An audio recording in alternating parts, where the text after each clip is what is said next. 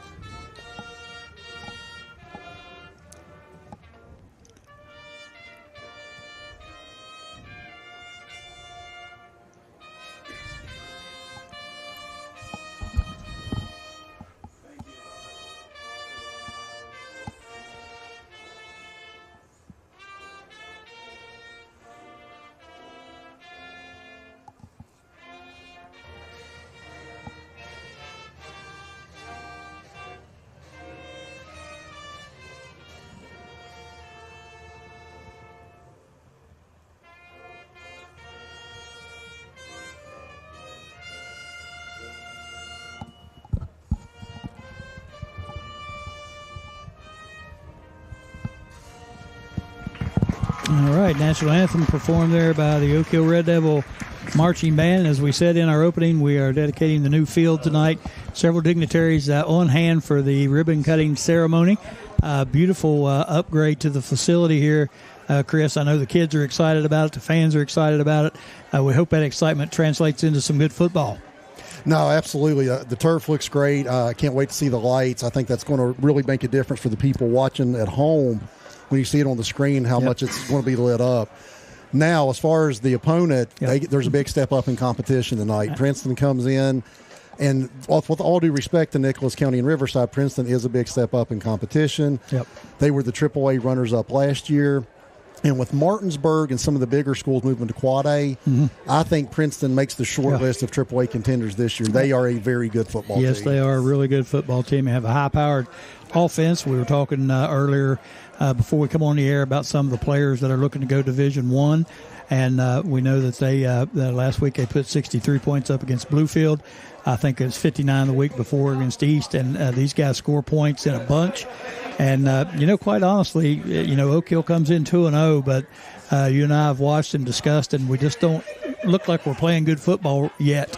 We're winning games, and we're winning them really kind of handily, but we just don't seem to have started clicking yet the way you'd like to see your team going by the third game of the season.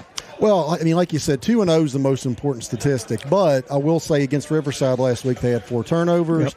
They had a punt that was blocked, and that's usually not a recipe for winning a football game. Right. Well, they were able to get that win last week, but if they try to replicate that against Princeton this week, I think it's going to be a long night for the Red Devils. And if you remember last year, people probably remember Dom Collins. He was the Kennedy Award winner. He's continuing his career at WVU, but if you think the cupboard is bare in Princeton, you couldn't be more wrong. Chance Barker returns at quarterback. Markel Lowe returns at running back. Bradley Malser returns at a receiver.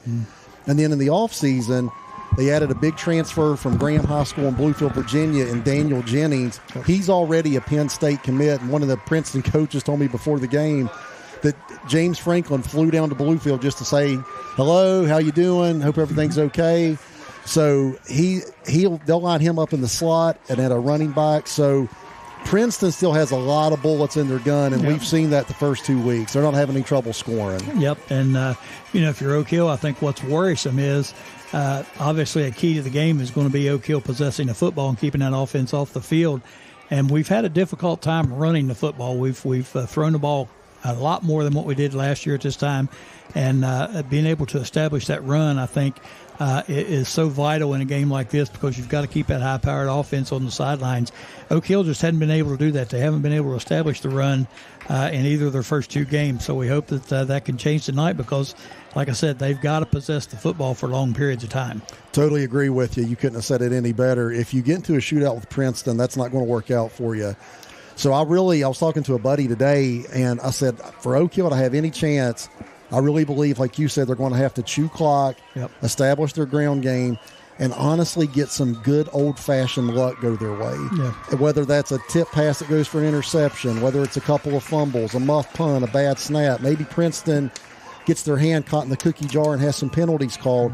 Oak Hill's going to need to possess the football and just have a little luck go their way to stay in this game tonight, I think. Yep, and really, you look at that offense. The one of the problems with the passing game has been the amount of time Devin Richardson's had to throw the ball.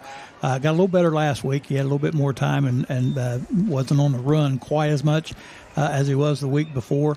But that's going to be key, too, because, they've got to throw the ball some. And in order to throw it, you've got to have protection. And this Princeton defense is going to be quite a force to deal with as well. So you got to be a little worried if you're Oak Hill. But it's a great opportunity for Oak Hill at the same time. You beat a team of this quality, since you dropped down to 3A and they're in there too. You beat a team of this quality, then you've got to be considered one of the favorites in this thing. Of course, I think Princeton, you said earlier, Princeton already is considered one of the players for this AAA state championship. So it'd be interesting to see how Oak Hill matches up with them. And like I said, they have to look at it as a golden opportunity. When you come into a game like this, to win a game like this is huge for you. To compete in a game like this is big for you. To get blown out is bad for you. Yeah. So, I guess that's any game, but this game, especially with such a high-powered opponent, I think really means a lot for Oak Hill. Well, you were talking earlier about the pass protection for Oak Hill, which did improve last week. It improved from week 1 to week 2. But one of the things to keep an eye on tonight, and I talked to assistant coach Brad Compton, I talked to Rob Long, who was on the staff last year, and I talked to them both earlier this week, and they both raved about Princeton's defensive ends. And that's number 9, Caleb Kaiser, and number 23, Daniel Jennings, who I mentioned earlier is the Penn State commit. And both of them said these guys are disruptive. They like to get upfield very quickly. They have a great explosion off the line of scrimmage. So if Oak Hill's having any trouble in pass protection, those are the two wrong guys to have trouble against. They are really, really tough. And for Oak Hill to have any success, they're going to have to find a way to get those guys blocked. And I kind of expect Oak Hill to really have max protection tonight, probably keep some back ends to help against those defensive ends of the Tigers. Yep, I think you're right. They've got to do something to accommodate their tackles against those good defensive ends. And from all we've heard, they are exceptional. So it's going to be a tough matchup for Oak Hill, but hopefully they can hang in there and get it done. We're anxious to see. Again, Oak Hill comes in at 2-0, as does Princeton. And I don't know. You look. You can't really compare scores, but you look at the competition both teams have played so far. Princeton, not just winning the game, but blowing people away. And that's got to be scary to any coach to look at that. And, you put up, I don't care who your opponent is, you put up 59, 65, whatever the point total was in a game against a quality opponent, that's scary. And they've played a couple of quality opponents, and obviously they are for real. And I know a lot of excitement over there. We've heard a lot of talk about Princeton and the excitement behind their program. Like you said, 2 or 3 players already either signed or being watched by Division I programs. That's pretty big too. I mean, you don't think about that here in this part of the state. You don't see that very often. Well, they had 2 Division I players last week. Last year, I mentioned Dom Collins is continuing his career at WVU. He was a Kennedy Award winner, and then last year they had a guy on the offensive line named Eli Campbell, who was the 3-time first-team All-State selection. He's continuing his collegiate career at Air Force. So it's very unusual in West Virginia to have 2 Division I commits. Yep. So that tells you right now the kind of talent that's coming through Princeton, and it hasn't always been like that. Right. So, Coach Keith Taylor has really built the culture and built the program down there. And, it's showing. Princeton's having more success than they've ever had in school history. They had never been to a state football championship prior to last year, and they really believe that they have that kind of team again this year. In fact, I was talking to J.B. Hurd, who's an assistant on the Princeton staff, and he said, we think that we might be better this year than last year, and that's scary for Southern West Virginia football if that's true. Yes, it is scary for sure. Oak Hill won the toss. Princeton won the toss. They deferred, so they'll kick off here to Oak Hill to start the game, and band is exiting the field now as the players make their way onto the field again. First game here on this beautiful new field turf. They've redone the track and are getting ready to resurface it. They've put new lighting in. The place is beautiful, and we hope we have a beautiful game tonight. We had a little rough last week, I ain't gonna lie. That was a tough game, game to watch and call both. That game was a marathon, and I made the joke on air. I should have brought my pajamas. I don't think I've ever seen a house between penalties and incomplete passes. We had an injury timeout that took a little bit. And I'll have some news on that here in a second. But, yeah, that was a marathon game. Oh, my gosh. Yeah, and I'm hoping we don't have to deal with that again this week. Yeah, you're hoping. And Braden Ratliff is set to kick off for Princeton.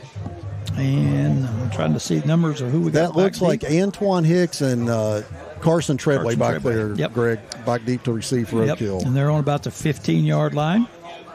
And the officials waiting for the go ahead from ABC, and then we'll get started. Just kidding. If you're planning on watching, it's not on ABC. That was a joke. Don't go run to your TVs, right. folks. Keep it right on New River Network. That's right. You can watch on the New River Network. You can watch on Facebook, YouTube, Roku TV, Optimum Cable 4 and 17, and also on NRN.com. So tune in and check it out. We are underway from the new John P. Duda Stadium. And Treadway takes the kickoff back at about the 8-yard line, gets it back to the 18, and he is snowed under there by the Princeton kickoff team. So Oak Hill will start this first drive, 1st and 10 on the 20-yard line. And if you're looking on TV, you see some monsters out there for Princeton. Number 72, Landon Moore. Number 76, Riley Bell. Let me give you these stats. 6'6", 370. Woo. I'll repeat that. Riley Bell, 6'6", 370. You might have to throw a double team at that cat. And he is huge. You can see him out there in the middle of the line. He is a big old boy. All right, so here comes Oak Hill lining up. They've got receivers split to both sides. They give a straight ahead handoff to Moritz. Gets back to the line of scrimmage, and that's going to be it. So that was Bell. And Markel Lowe, I mentioned. Markel Lowe gets a lot of the press as a running back. He's a terrific linebacker. He had a really nice game against Princeton, against Oak Hill last year in the playoff game. You got to find a way to get Markel Lowe blocked. Yep. And Chris, I think it's going to be hard to run up the middle on these guys. You can see it on the screen. There's some real size out there for Princeton. Yep, they are huge. All right, 2nd and 10 for the Red Devils.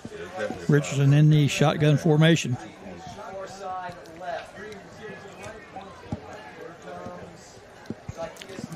Z. Lewis comes in and resets over on the left side, and play clock's running down. Treadway shifts in motion to the right, takes the pass in the flat.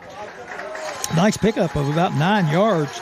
Just a little, they sent Treadway in motion, flipped it out to the wing to him, and had 2 blockers out, 2 ends blocking. And Oak Hill took the play clock right down to the end, and I that plays into what we said. Oak Hill's going to want to have to play keep away with Princeton.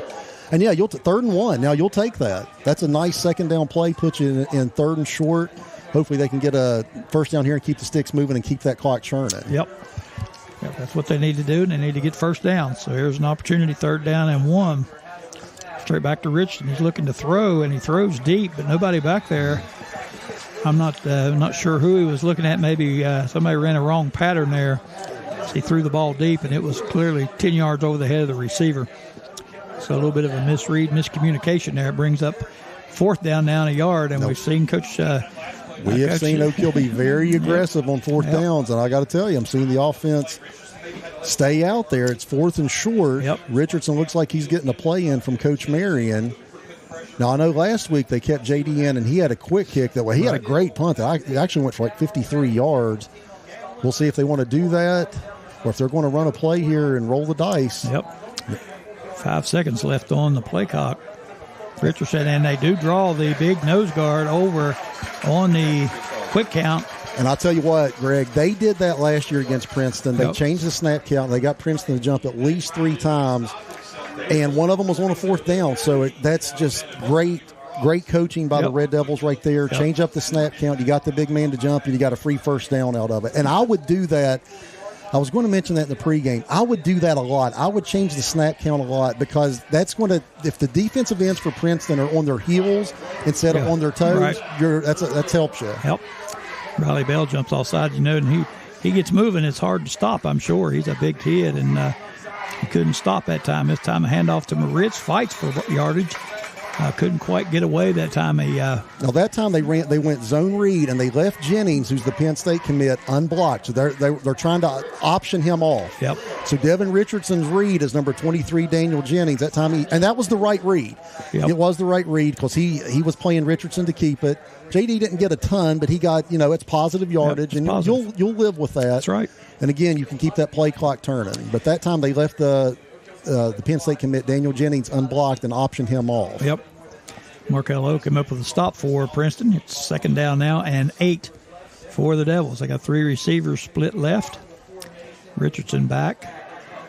Looks back to his right and completes the pass out there for another first down. Have to get a number on the receiver. That was J.D. Moritz who came out of the backfield. Okay. And again, that's something we're seeing Oak Hill do this year. We didn't see as much last year because they're bringing J.D. out of the backfield, putting him out into the flat. That ball was right on the money. And I want to give credit to the pass protection that time. I know for sure I was watching James Ludwig. He was singled up on Caleb Kaiser over there that time, on Daniel Jennings, and did a nice job in pass protection. They kept those defensive ends off Richardson, gave him a nice pocket to work for. Yeah, he had good time that time to sit in and look, and they put all the play on the left side, but they ran the opposite way going right, and able to complete. This time they threw a little bubble screen, and it is hauled in up over the 50 to the 40 before he's drug out of bounds. It's Carson Treadway, and he did a lot of that on his own. He made the first man miss. Yep. He was able to get to the outside, and this is so far a nice little drive for Oak Hill. It's eating clock. Now they're in Princeton territory. Now you're definitely in 4-down territory. So far, a nice little opening drive here for the Devils. Absolutely. And Treadway picks up about 12 on that one. And that's another first down for the Red Devils, and the clock continues to roll. Good possession by Oak Hill so far. Exactly what they needed to do. 1st and 10 from the 40. Richardson looks to throw again, and this time he turns and he finally escapes. He run into a man, but now he escapes and goes forward and picks up a nice gain. Looks like up to about the 32-yard line. I'll tell you what, Caleb Kaiser had him dead to rights, and somehow Devin got out of that. I'm not sure how he did. Was able to get to the outside.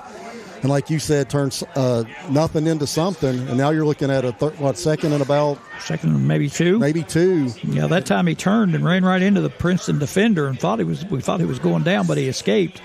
Able to get 8 yards out of it. So good job by Devin Richardson on that run. 2nd down 2 for Oak Hill. They get the straight ahead handoff. I believe that was Ashmore. That was Ashmore. No, at that time you saw Kaiser crash hard. So if Oak Hill sees that, you might have Richardson pull it out of his belly next time, because Kaiser really crashed hard on that dive that time. Yep. No gain for Richardson on the play. It brings up 3rd and 2 for Oak Hill. But you have 2 plays to get this. Yep. 7:50, down to 7:45 now. Left in the first quarter. Play clocks seem to be malfunctioning, and they're out. So we'll check on that. We don't want that to happen. Especially if you're Oak Hill, because you want to try to keep track of what's going on. And, man, alive. Handoff got ahead, I believe, for the first down, but Devin Richardson took a shot back there. So they blitzed Markel Lowe from his linebacker position. He came in untouched, and you're right. You're lucky we didn't have a loose ball on that. Yeah. He hit Richardson just as he was handing it off, but luckily, now that's a first down. I was going to say, so that'll move the sticks, and that's going to be 1st and 10 at the 28. Yep. But Lowe crashed really hard from his linebacker position that time. Very aggressive blitz call from the Tigers. Yep, and he took Richardson completely wiped him out back in the backfield, but Ashmore able to get forward and get the first down. So Oak Hill winds up again. Here's Ashmore again and again. So again, that's the second time that I've seen Kaiser really take a hard inside move and bite on that dive. And if he's going to keep doing that, then if I'm playing armchair coach, I would let Richardson at some point pull that out of his belly and see if he can go around in and get something there. Absolutely. Ashmore able to pick up 2 on that play. So looking at second down now and 8 for the Devils. With the play clock out, the refs are going to have to keep that on the field. So and if you're if you're at Oak Hill, you're trying to work the clock. You want to use that. You want to know clock. how much time is on the clock. That's right. And again, this time they go on a hard count, and Princeton jumps again. I think Oak Hill, that's a great strategy, and if I'm Oak Hill, I do that all night. They've already got them to jump twice. And besides getting them to jump, if you're changing up that snap count, even if they don't jump, they're playing on their heels. They're not coming hard off the ball because they don't want to get caught for another 5-yard penalty. That's great coaching by the Devils. Second down now and 2. We went from 2nd and 7. They give it to Ashmore. This time he fakes it to Ashmore, tries to get it around the left end. Not able to get it out there as he was. So they did what I mentioned. Jordan Cooper. They did what I mentioned. They faked it to Ashmore, but I will say Princeton's linebackers and corners did a nice job of coming up and kind of stopping that. But I don't blame them for doing that because I'm seeing the defensive ends crash really hard on that zone read, and they're playing that dive. So I would do the exact same thing. Richardson loses 2 on the play. Brings up 3rd and 4. I wouldn't mind seeing Oak Hill go back to a screen here. No, they have the receivers kind of bunched tight to the line here. We'll see what they want to do.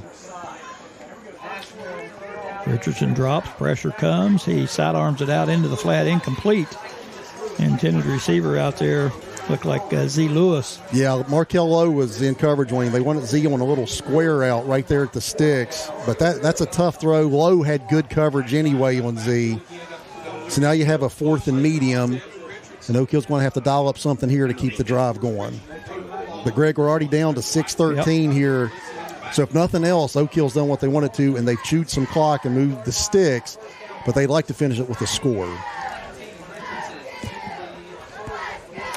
All right, Oak Hill huddling up 4th and 4. They need to get down to the 19, inside the 19 for a first down. Got Ashmore in the backfield with Richardson. 2 receivers to each side. A straight drop back, and he hauls pass in. It's hauled in by Carson Treadway, and that's enough for a first down. Big 4th down conversion for the Red Devils. Nice job right there. Carson was lined up out here wide onto the left. He just ran a simple button hook. He knew where the sticks were. Got past the sticks, hauled that in. Nice job for Oak Hill. They're in business now. Picks up about 11 on that play down to the 13-yard line. It gives Oak Hill 1st and 10 from the 13. Nice job. Nice pass by Richardson that time. Got J.D. Moritz in the backfield with him now. Princeton keeps giving him a different look. Princeton's switching from a 4-man front to a 5-man front, so Oak Hill's not getting a lot of the same looks from snap to snap. Looks like they might have changed the play a little bit there. They fake it. They give it to J.D. Moritz, and he is drugged down there. He got hit early, but he was able to drag the defender close to back to the line of scrimmage. That was trying to see a name here. It was Caleb Kaiser who had a hold of him, hold on to his jersey. And Kaiser, again, from his defensive end position, he's taking a hard inside move. And if he's going to keep doing that, maybe you can get around on the edge on him.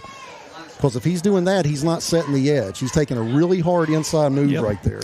Moritz able to struggle forward for a yard. Brings up 2nd down and 9. More importantly, the clock down to 5 minutes here in this first quarter. Oak Hill doing exactly what they wanted to do to start this game. 2 receivers split to each side. He's got Moritz in the backfield with Richardson. And we got a timeout called. Oak Hill going to take a timeout and talk things over. So while they got a timeout, we'll get a timeout as well. You're watching the New River Network High School Football. Oak Hill Red Devils will return after these messages.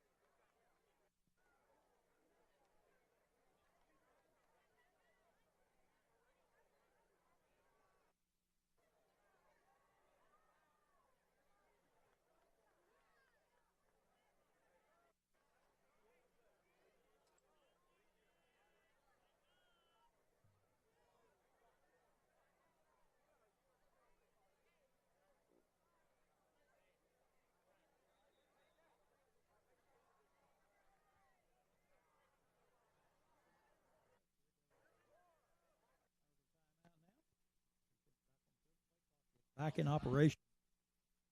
Second down and 9 for the Red Devils. You got single coverage out here at the top of the screen with Mikey Spike. Yep.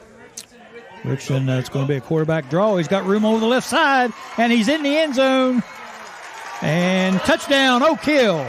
Devin Richardson that time faked the pass, ran the quarterback draw. He cut it out to the left side, and it was not touched until he got to the goal line. Great run by Richardson. Great run and a great call. Again, I mentioned in the pregame, those defensive ends really like to come off the ball hard and get upfield. Oak Hill seeing that, but if you do that, sometimes you create a running lane, and that was definitely a design quarterback draw. Yep. That's a great job by the Oak Hill coaching staff to recognize that. That is a text. You could not have asked for a better drive. Nope, that's exactly what they wanted to do. They went 80 yards and ate up about 7.5 minutes. Extra point attempt by Elijah Jones. It is good. So the Oak Hill Red Devils take a 7-0 lead here in the first quarter again. Fantastic drive by the Red Devils. Exactly what they wanted to do. No, if you could have scripted that, it couldn't have came out any better. You take over, like you said, over 7 minutes of the clock.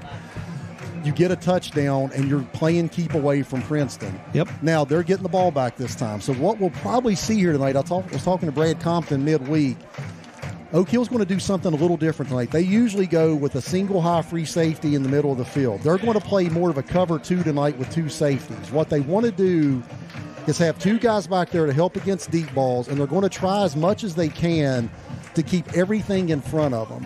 What they're hoping to do is instead of Princeton getting a score in 2 or 3 plays, make them do what Oak Hill just did. Go 10, 11, 12 plays, maybe get a little impatient, maybe get a little frustrated, and make a mistake. Yeah, if you're Oak Hill, like you said, you just want to avoid that big play. You want to keep them out there and make them eat clock as well, because I really think that clock is going to be crucial, as far as, who possesses the ball and does the best with it. A lot of times, possession doesn't always necessarily mean good things if the other team is scoring quickly. But with Oak Hill possessing the ball for 7.5 minutes, they're a 14-play, 80-yard drive. That was impressive, and that is by far and away the best we've seen them look so far this season. We might see a squib kick here with Mosser and Lowe back. Oak Hill's had trouble covering kicks so far. Let's see what they want to do here. Yep, Jones, he does squib it. That hit somebody. That's Oak Hill's ball. And Oak Hill has it. I don't know that they can advance it, but they do have the football as it hit off a up man and is recovered by the Red Devils. So they can't advance it, so the extra yardage he got there does not count, but they get the ball right where he caught it at. That's Mikey Spike. He's always around the ball on special teams, and that's a big mistake for Princeton. And I talked about getting a little luck. There's a little luck. A bounce goes your way. Yep. And I don't think that was intentional. I think that they were just trying to squib it. They were trying to keep it away from the deep man, but the kid from Princeton turned his back and it hit, and Mikey Spike was the man on the spot there, and that's a big break for the Red Devils. All right, so Oak Hill will start this possession at the 44 of Princeton. 4:38 left in the first quarter. Richardson in the shotgun back about the 50, hands it ahead to Ashmore, working his way through the line, and has a nice gain there. That's a nice little 5-yard gain. Yep. Nice little 5-yard gain. Nice job by the interior of the Red Devil line. They got big number 76 blocked for Princeton that time, and that's let me get his name. Bell, the 6'6", 370 kid. Nice job from I didn't see who was tying him up, but Bell was tied up, and that's the reason that run was able to get 5 yards. Yeah, and that was a good run. Second effort by Ashmore as he got hit early, but he kept driving his legs forward, and he's a good running back like that. Second down 5 now for Oak Hill. Receivers 2 to both sides. They give it to Ashmore straight ahead. Big running room over the left side, and it closed down pretty quick. I thought he was down. Looked like he was down. They're saying he was down. I thought he was down. Yep, official signaling down. He had good room on that left side. Somebody caught him by the ankles, or he would have made a first down on that one, but he does pick up 4 on the play. I think that was Markel Lowe. And you're right. If Markel Lowe doesn't make that tackle, Ashmore's got some room there. Big room. Because, again, Kaiser came in hard, and Kaiser overran the play. And Oak Hill thought that the aggressiveness of Princeton's defensive ends might be able to help them. And that time, they've overrun a couple of plays here so far. Yep. But they really get off the ball quick, though. You can see it. Yep. So third down now and a yard from the 36 of Princeton. Richardson drops, throws it out to his left. That's the interference. Yep. Yeah, that's a good call. Here comes the flag coming in, and that interference call. That's going to be on number 2. That's on Garrett Mays, and he was defending the other number 2, Mikey Spike. But that was a good call. Garrett Mays was on his back prior to the ball getting there. Yep. So that'll be a 15-yard mark-off. That might be a spot of the foul. Do you know the rules better than I do in high school? Is that 15 yards or is that spot of the? Is that automatic 15? I think it's a 15-yard penalty, yes, for the first down. No, you're right. So that's going to be an automatic 15. I didn't know if that was 15 or spot of the foul. So that's a big call. It puts it right at the Princeton 21.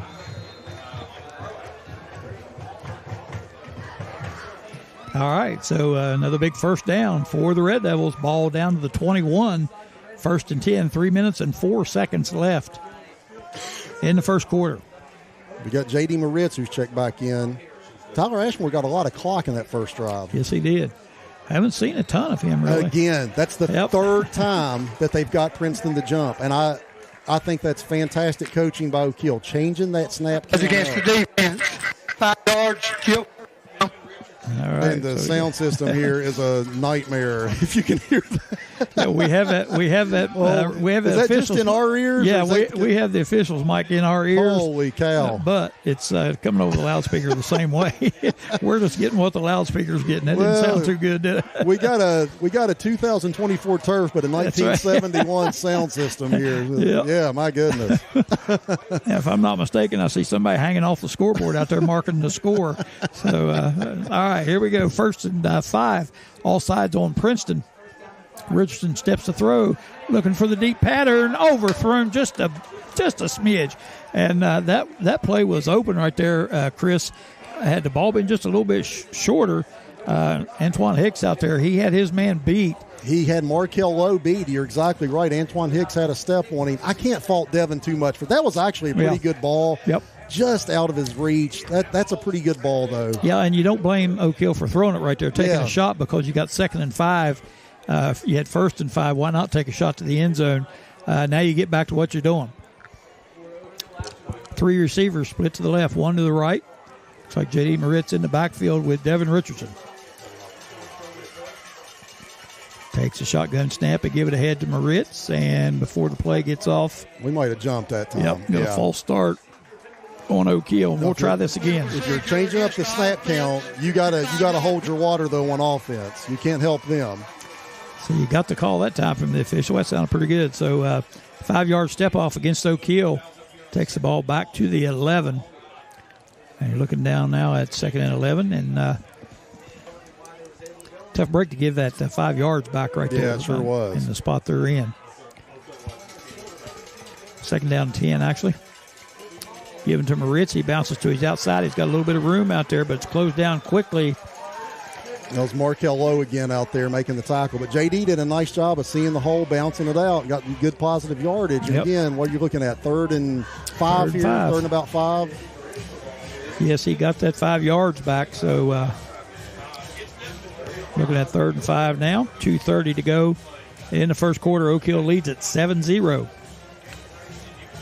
And again, I'm watching Princeton's giving them a different look. They'll go from a 4-man front to a 5-man front. They're subbing very liberally on the defensive line. That's a nice luxury to have that much depth. They've played about 3 or 4 or 5 different defensive linemen already here in the first quarter. Play clock winding down. Richardson gets the snap off, takes it to his outside. A straight run around the end. It's a sweep by Richardson, and he's down close to first down, but he's going to come up a little short. And he got ran down that time from behind by Caleb Kaiser. And I'm telling you, I heard that those guys get off the ball. Caleb Kaiser was off the ball like a rocket that time from Princeton on the backside there. They really do. They get off the ball really well. Yep.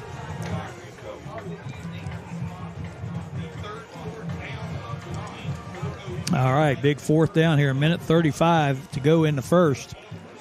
Be 4th down and about 2.5 yards. They've got to get to the 11 to get that first down. They might have to take a timeout here, Greg. Yeah, play clock is winding down again. Take a timeout to get. They got to take a timeout. And they do take a timeout, so we'll take a timeout as well. Your score, 7-0. Oak Hill leads at 1:21 to go here in the first quarter. You're watching high school football on the New River Network. Stay tuned. We'll be back.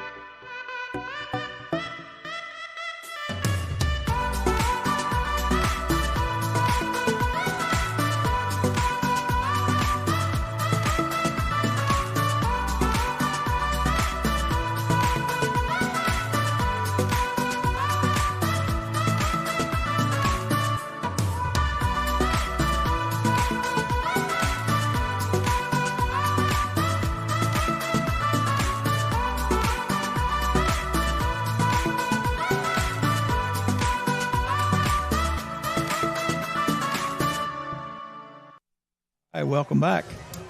Oak Hill Red Devils looking at 4th and about 3. So, Greg, they're coming out in that 2-back set. We haven't seen that yet. So they got Tyler at the H-back. A lot of times when they have that, they like to run behind him. But we'll see what they want to do here.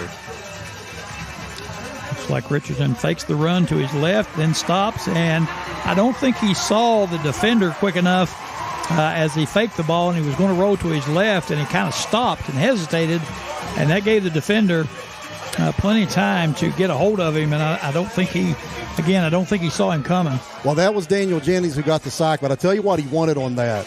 He had Tyler at the H-back, and they snuck Tyler down the middle. They were trying to hit Tyler on a little seam route into the end zone, and to Princeton's credit, they had that covered up. And that's something that breaks tendency for Oak Hill. Most of the time when they have Tyler at an H-back, they're running behind him. But nice job by the Tigers that time. And here comes that offense. All right, here's this daunted offense we've been talking about, and we'll see what they got for us. 1:21 to go in the first quarter.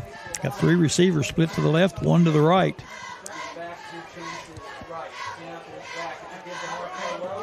Give it to Lowe, and he is snowed under. That was J.D. Moritz who came backside from his defensive end position, just made a nice tackle. Princeton runs a lot of inside zone. It's a zone blocking scheme. They're not trying to necessarily block a man. They're just looking to block an area. And a lot of times that backside defensive end, they'll just leave unblocked like they did J.D. that time. And he was able to run it down from the backside and keep that to a no gain. Yep, good job on this first play of Oak Hill's first play on defense. Princeton's first on offense goes for nothing. Second down and 10. 3 receivers to the right this time. And they throw the bubble screen out here to the right. 2 good blocks in front. And the pass is hauled in out there by Bradley Moser. And Moser gets it up to the 36. And that looks like enough for a first down. He was their secondary receiver last year behind Collins. He's their main man this year. They try to get him the ball a lot. And he's really explosive in the open field there. Oak Hill is going to try to not bite on a lot of his fakes. They're going to try to keep everything in front of them as much as they can. You see Jennings line up here to a slot in the left. Got Barker in the shotgun. This is the same formation they ran the first play. They hand it off to Lowe. This time they send Lowe in motion. They flip it out to him. Gets a couple blocks on the outside, and there he goes down the sideline. A lot of speed, and he steps out of bounds. We're going to see where it was at. Fortunately, he stepped out on the 40, or he had clear sailing. Actually, the 41 of Oak Hill got a flag down. Let's see what the call is. A personal foul against Red. I believe that was a personal foul against Red.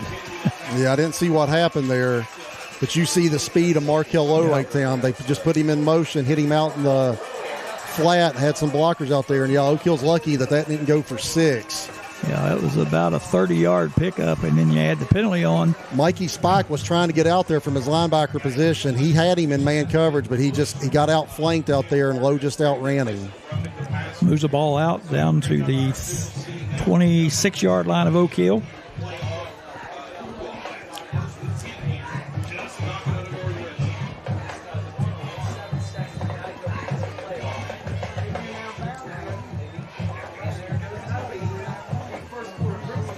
That's going to do it for the first quarter of play as the clock runs down to 0.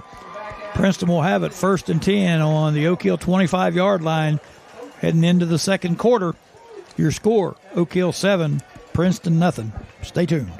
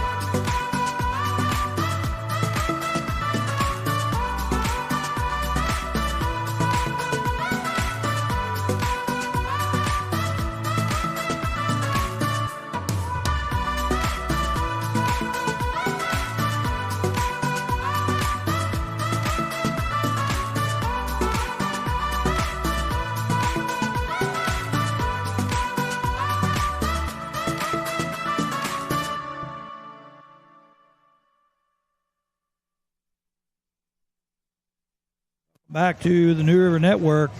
Oak Hill leading 7-0. Princeton threatening on the Oak Hill 26, 1st and 10. First play of the second quarter.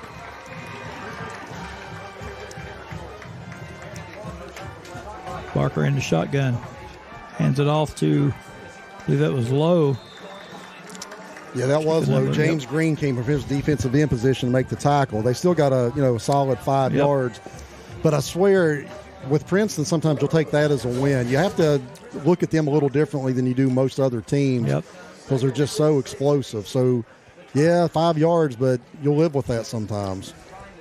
Second down and long 5. Barker in the shotgun again has Lowe to his left. He's got 2 receivers split to each side. Changes the play up.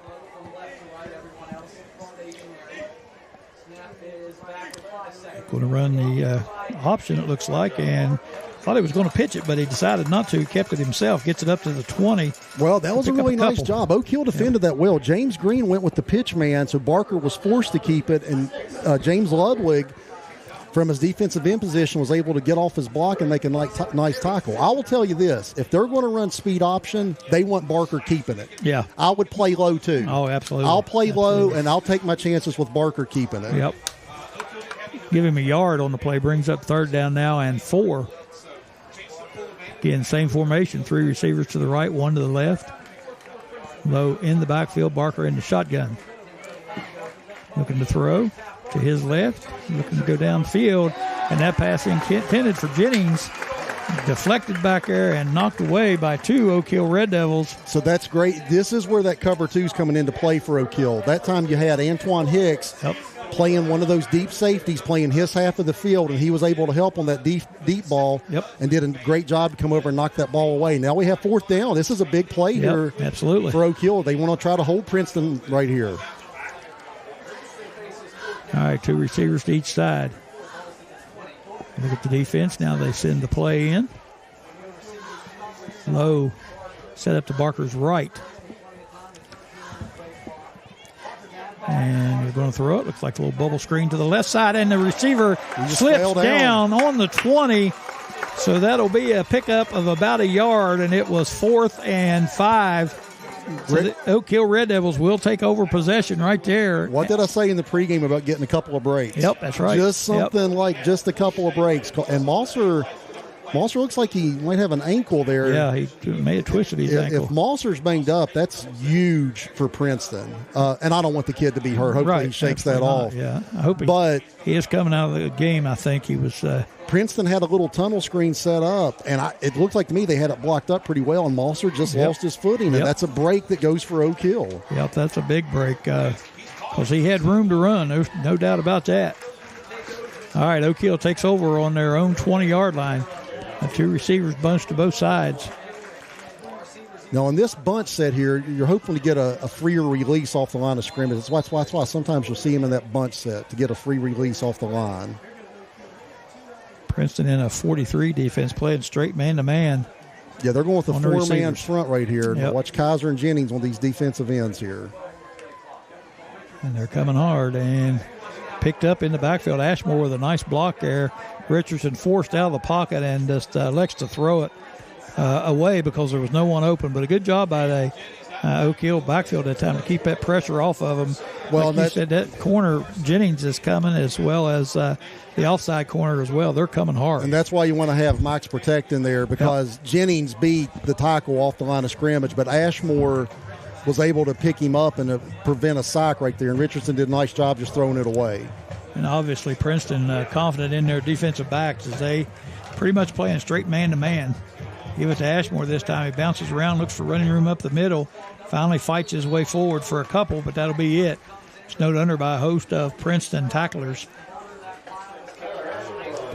And, you know, Chris, I've watched a lot of football. It's changed a lot over the last few years.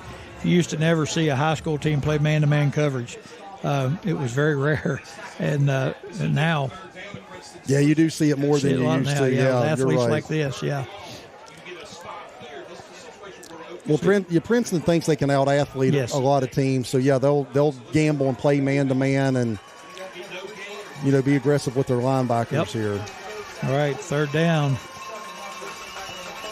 About 8. Richardson straight back. He's going deep, looking for a man. Nobody open, as all three men were covered and the pass is overthrown.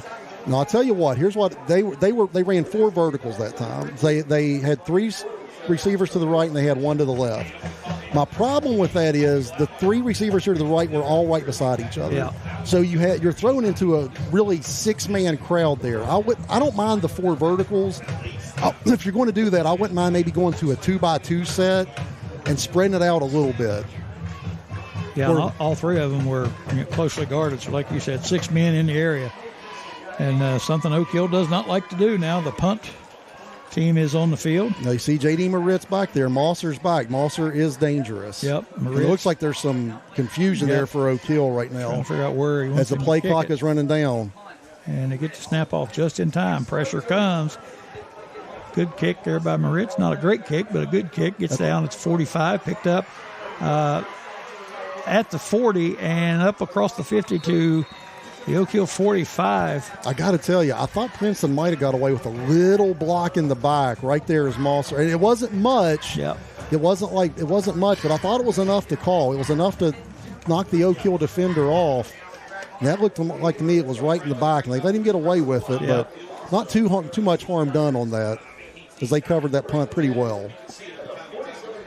Yep, ball resting on the 47 now of Oak Hill. So decent return, 7 yards by Mosser. And Princeton has their second attempt, separate drive of the night. And, man, they haven't had the ball very much at all. All right, 3 to the left, 1 to the right. Barker throws it out. That same play as we saw before. This time it's bobbled out there by Mosser and dropped.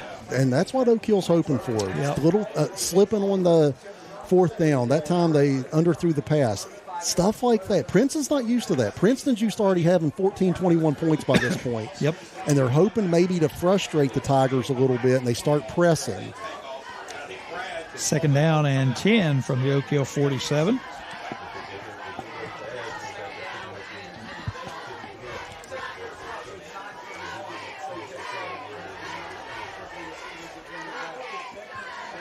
Parker hands it ahead to Lowe. He's hit the line of scrimmage, but he breaks a tackle, and there he goes over the 30, down to the 25, still shedding tacklers, and still on his feet.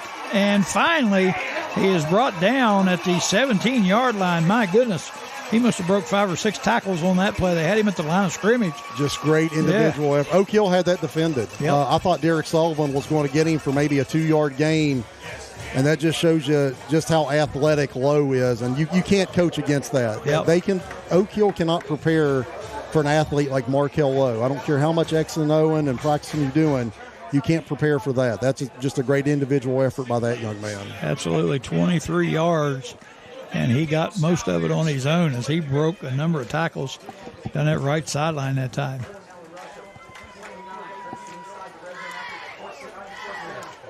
fake it to him this time. They throw the receiver screen out into the and that's going to be a block in the back. Yep. And that's a great job by Antoine Hicks out there. He got blocked in the back, fought through it, and then was able to bring down the much bigger Daniel Jennings. I said Antoine, that might be Armani, excuse me. But that was a block in the back. Let's see what Oak Hill wants to do. Hold against White. I heard that loud and clear that time. Hold against White. So they'll step him off 10 yards. And that moves the ball back to the 27. But again, you saw Armani Hicks fight through that hold. Yep. To still make the tackle against the bigger player. Yep, really That's a really good effort by Armani right there. Yep, nice defensive play by Armani Hicks. Despite the hold, he was able to get through and make the tackle. All right, first down now and 20. Two receivers split to each side. Jennings in motion, takes the handoff sweep around the right side. He's got some room over there, and he splits through, and into the end zone he goes for the touchdown for the Princeton Tigers with 8:24 to go here in the second quarter of play. And that's just a great play. It's the first time we've seen Princeton with that action. They just brought Jennings in motion, handed to him at the snap of the ball, and they really set the edge well over there. He wasn't touched. And a nice job that time by Princeton. Look, Oak Hill wasn't going to hold Princeton out forever. Nope, that's right. They would have, if you would have told Oak Hill Princeton's going to score their first touchdown at the 8:24 mark of the second quarter, they would have taken it.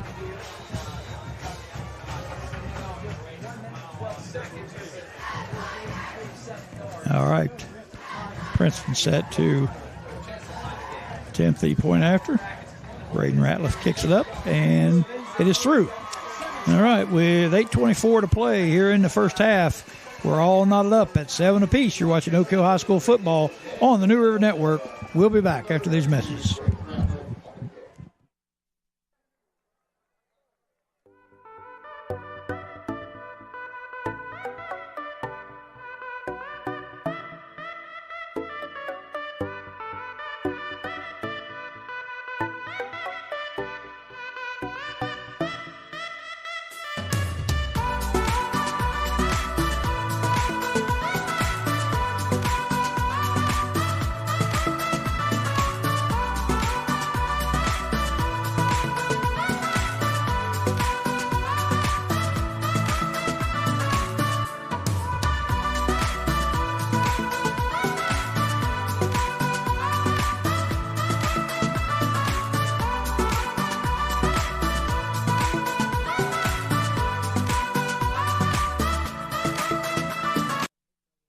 On two runs, Markel Lowe and Daniel Jennings.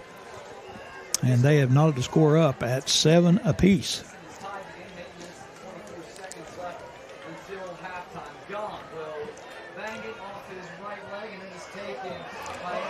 Taken about the 11 by Antoine Hicks, and he gets up over the 20 to about the 21, and bodies flying everywhere.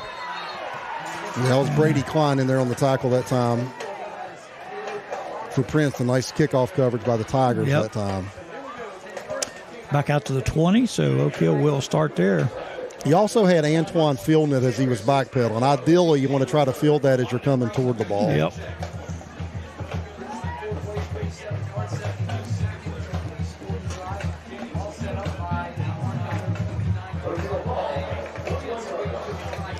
.818 to go here in the first half. Oak Hill again looking to, I think Chris right here really want to try to eat that clock and do like we did on that first drive would be ideal. You sure do. You want to chew some clock here. Keep away.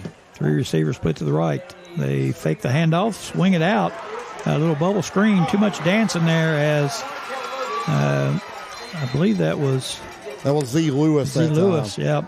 And it looked like he had running room, but he stopped and made another move. And when he stopped and made that move, that was it. Yeah, really nice initial move. At that point, maybe just have that one cut and try to get upfield and get as much as you can out of it. Yep, picks up a couple, but that looked like it could have been a much better gain.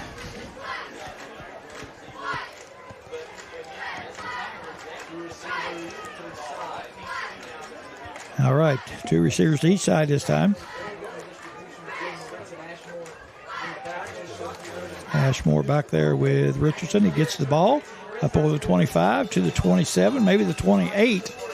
So nice pickup that time by Ashmore. Oh, we got a late flag coming in. Well, I'll tell you what, I saw Brad Compton really working the official that just threw that flag. Well, so we had some extracurricular play. I don't know if you saw it on the kickoff, and several players mixed in a little scrum, and I'm guessing that's carried over to the players now that are on the field. I can tell you, after that kickoff, Brad was really in that official's ear that just threw the flag. He might have bought Oak Hill a free 15 here. We'll see.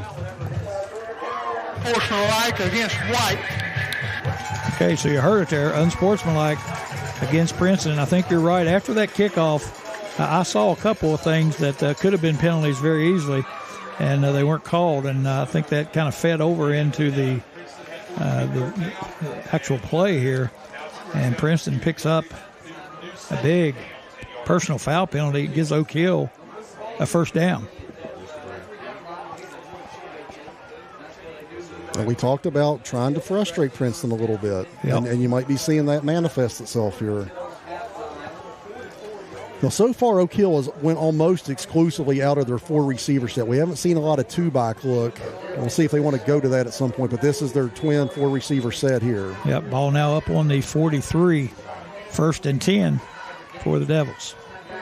Richardson drops, pressure comes, flushes out to his right and just throws the ball away over to the sideline. He didn't have much time that time. Well, again, that's the defensive end, Daniel Jennings, and he took a hard inside move on the right tackle, James Ludwig, and he was able to flush Richardson out right there. And again, you might want to have a back. The problem is you got Kaiser on the other side, so a back can't pick up both of them. Right. So that's where Princeton gives you so much trouble. All right, 2nd down now, 10 to go. Princeton has some real beef in there on the interior now. Yep. And they give the straight hand handoff to Moritz, looking for room, gets it up over the 45 to about the 46. So a positive gain there that time for Moritz. Not a lot, but he picked up about 3.5. That was Jordan Cooper along with the big defensive lineman for Princeton, Riley Bell, who was able to drag JD down. But you're right, you'll take that 5 yards there. Absolutely. Now Ashmore's going to check in for JD. JD kind of got bent back right there. That looked kind of awkward. Hope he's okay. He got bent backward there by the linebackers. He went down. 3rd down now and 7 for the Red Devils. Huge 3rd down for the Devils. 4 receivers, 3 to the right, 1 to the left. Richardson drops. Pressure comes, looking right down the middle. He's got a man overthrown just barely as the receiver was open, but the pass slightly overthrown. No, I'll tell you what. I think Brandon Champion got away with a hold over there with the left side, blocking Kalen Kaiser. They had him singled up. Tyler Ashmore he had his eye on Daniel Jennings. He was trying to help out with Jennings on here on the right-hand side, and I really do think Brandon got away with a hold. Kaiser was looking for it, and I kind of agree with him. Yep. Z. Lewis, the receiver that time, and he had his defender beat, but the pass was just slightly overthrown. Chris, I'm trying to get straightened out here with all these wires under my feet and not want to bend your neck too much. No, you're right. They had that seam route that he was open, but Devin just couldn't quite put it on him that time. All right, 4th and 7. Here we go. Now the play clock showing 0. I'm not sure if they got the timeout.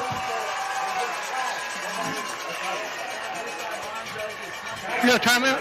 Now that's Oak Hill's last timeout, too. The game, they had a timeout. All right, timeout for Oak Hill. They avoided the delay of game right there. We'll just stay here this time, Chris. Oak Hill looking at 4th and 7. Got 5:27 to go in the game. This would be a huge get if Oak Hill can pull out this first down. Yeah, look again. I would punt it here. I would punt. Too. This is a little too aggressive for my taste. Everybody has their own mindset on this, and I get that Princeton's a really explosive offense, and you feel like touchdowns are going to win the game. But right here, this is, for me, I guess I'm old school. This is a little too aggressive for me if they decide to go for it. Yeah, I agree with you. I think you go ahead and punt it away. I know you've struggled with your punt game, but I still think it's hard to give Princeton the ball in such good field position, as explosive as those guys are. So I think you take your chances and punt it away here. And I think they're probably going for it because I do not see JD on the field. Yep. I see Ashmore back there with him, so they're going to go trips out here to the right to the short side. And it looks like Carson Treadway is going to be singled up with Bradley Mosser there at the top of the screen on the wide side. 4th down and 7. Oak Hill going for it on their own 45. Richardson drops. Pressure comes quick. He's flushed out. Ball squirts forward, and it's picked up by the Tigers. And finally he gets it back to the 40. Picking the ball up over there was Kaiser, and he takes it to the Oak Hill 40. So disastrous play for Oak Hill. And again, I think you and I would say you got to punt some football right there. Yeah, they have a flag right here. I don't know if that's probably on the return. We'll see who that's on. Yeah, that play never really had a shot because Kaiser, again, just came off his defensive end position, and, man, he was in the backfield. So they're going to mark. We got a 5-yard face mask. So that's going to be on Richardson on the tackle. But, yeah, that play never really had a shot. We heard that was the scout on these guys, that the defensive ends were so quick off the ball. And, man, I saw Kaiser come off his right defensive end position, just blew that play up from the start. Yeah, Richardson had very, very limited time there. So I think if you're Oak Hill, you might want to start looking at going to some of these shorter routes. I know you had to have 7 right there. Yeah. But you're not getting the time back there that you need. They're changing things. They're going to go. Markel Lowe's going to take this snap now as Barker lines up in a slide. They got Jennings in the backfield with him. We'll run a speed option. Yep, and they pitch it out to Jennings, and there was another block. Well, no, they didn't call it. Ball pushed down to the 25, so pickup of 10.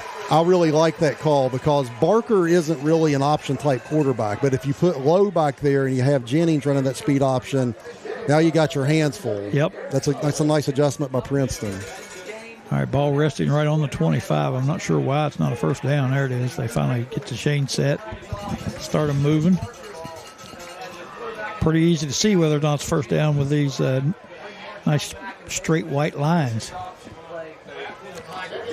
They're still leaving it at 2nd down, but the ball's resting right on the 25-yard line. Yeah, it's got to be second and a cat's whisker at that point. Maybe a couple inches. Yeah.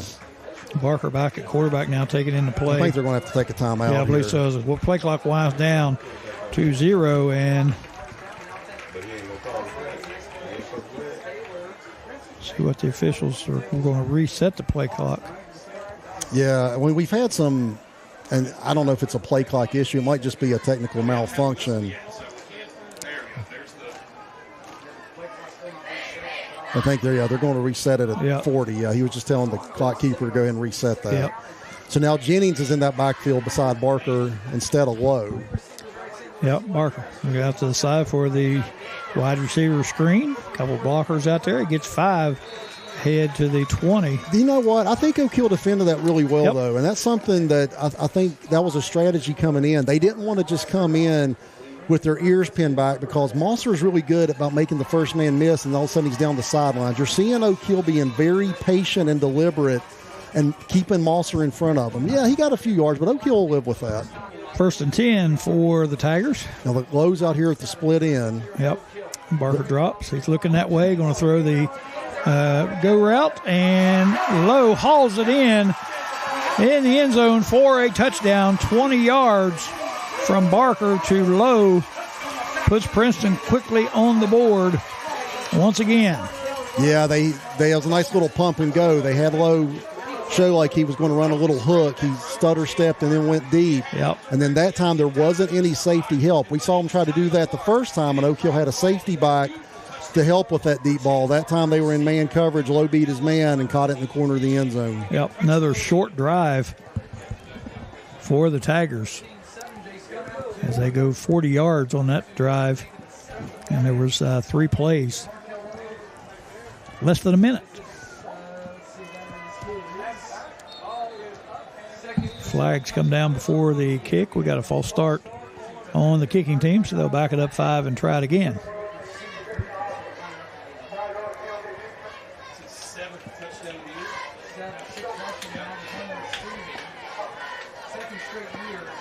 Braden Ratliff, the kicker for Princeton. And this time he'll be lined up. Get the kickoff from about the 15. 25-yard extra point.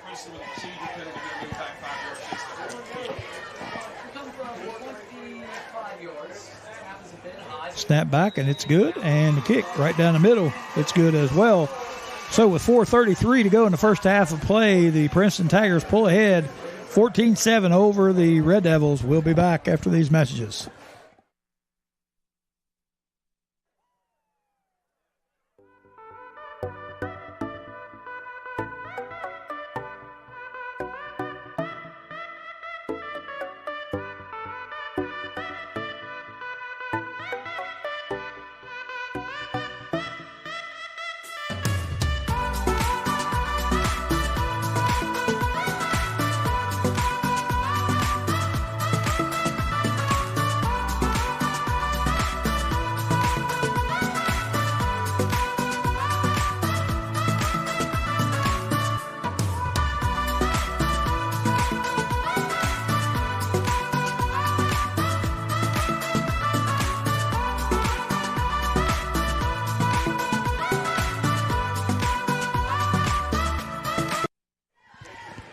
All right, Ratliff set to kick off for the Tigers, and he boots it away.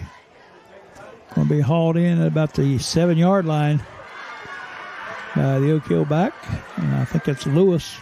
He's able to fight his way forward to about the 20, maybe the 21, before he's brought down. 4:35, actually 4:26, I'm sorry.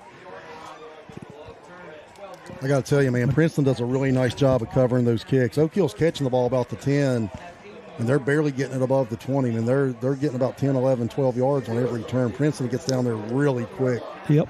Covering those kicks.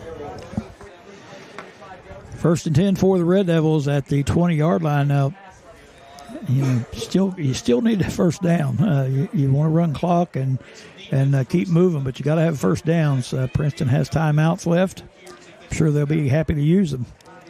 This time they get the handoff straight ahead to Moritz, dragging tacklers out to about the 24. So Oak Hill showed them something different that time. They had pre-snap motion. That at least gets Princeton's eyes going somewhere else. Yep. That's a little misdirection, and against a really aggressive defense like that, there's nothing wrong with that. Just show them a little something different. Right. And they did that time. And that's a solid little 4-yard gain. Yep. Ball out to the 24. 2nd down and 6.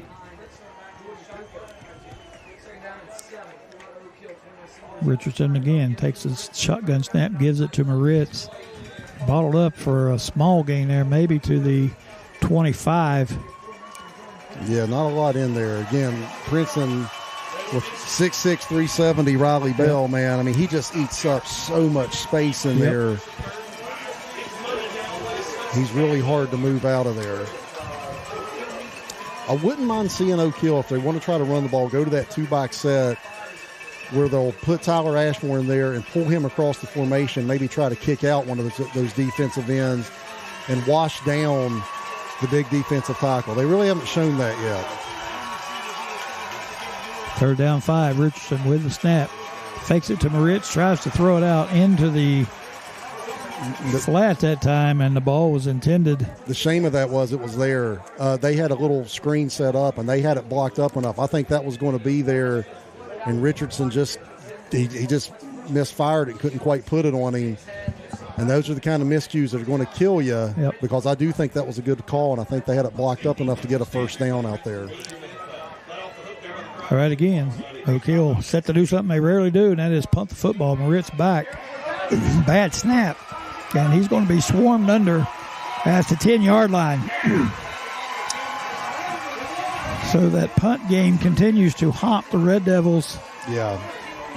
And again, those are, the type of mistakes that you don't ever want to make. But against a good team like this, backed up in your own territory, you can't afford to have those kind of things happen. And that was a bad snap. Those are killers. Yep. Yeah.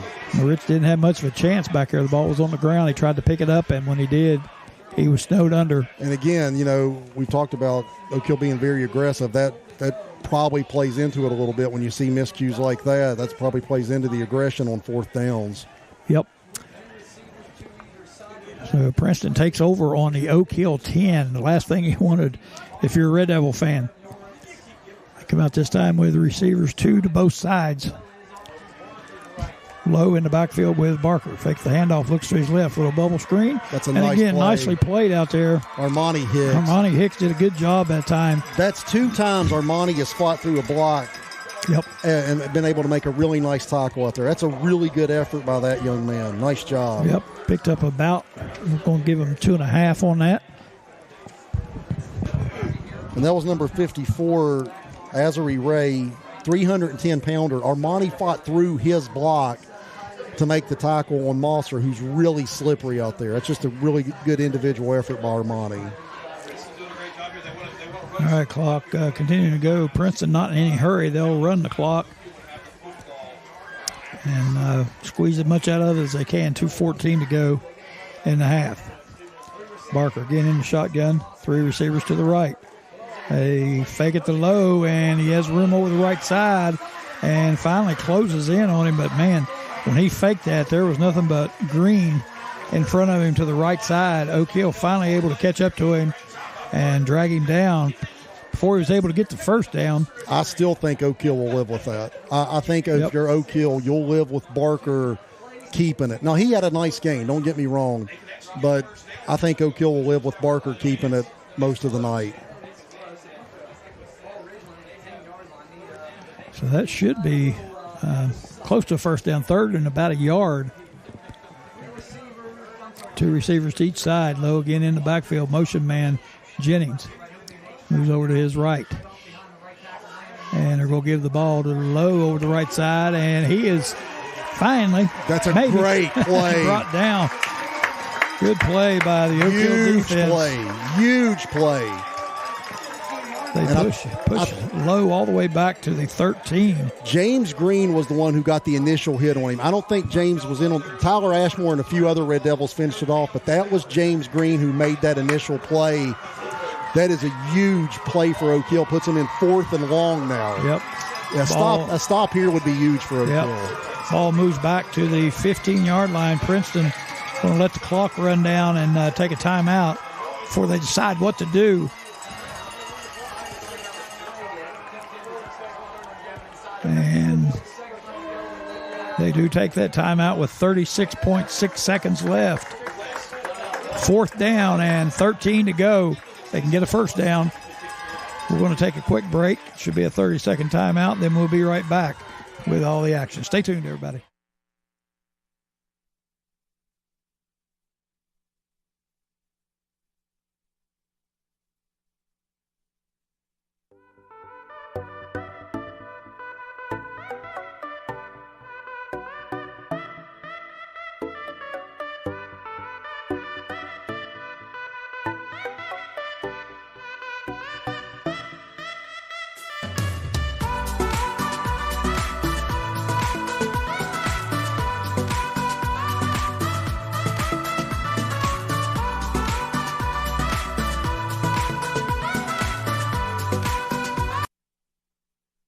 Welcome back.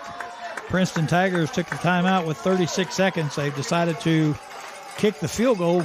I like the decision here. 4th and 15, I'd kick the field goal. And they're getting the ball to start the second half anyway, so I like the decision here by Coach Keith Taylor. Ratliff set to kick. Snap is back. Hold is good. Kick is up long enough. And it is good right down the middle. Great kick by Ratliff. You know what? If you're Oak Hill, you live with it, though. That's right. Princeton took over at the 10-yard line and had to settle for a field goal. So, you know, it's not ideal, but you'll live with the field goal there. That's right. Good job by the Red Devil defense, especially getting Markel Lowe down. He's a load to get down. Yeah, he fights for every yard. And actually, it kind of hurt him that time because he kept fighting, kept losing yardage. Yep.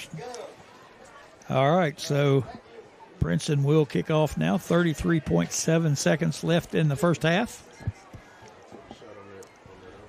Princeton now leads 17-7 over the Red Devils.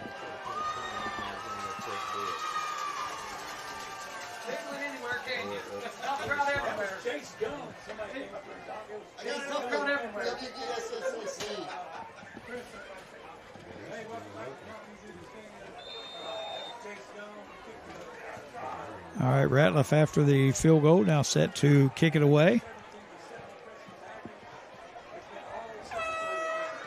Puts a foot into it. It's going to be a short kick this time. Comes down at the 26.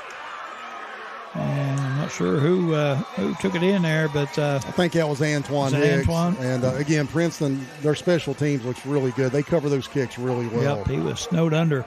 Nowhere to go. He got it back 1 yard to the 27. So with 29 seconds to go, Oak Hill, I'm sure, I say I'm sure, but I'm not.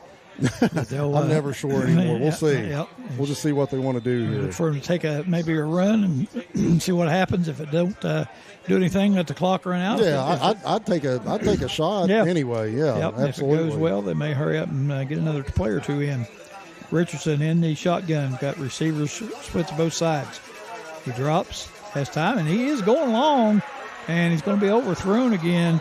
Nice defense that time by Princeton. That's Garrett Mays out there. He had Mikey Spike one-on-one, and I'm telling you, man, he was glued to him step for step.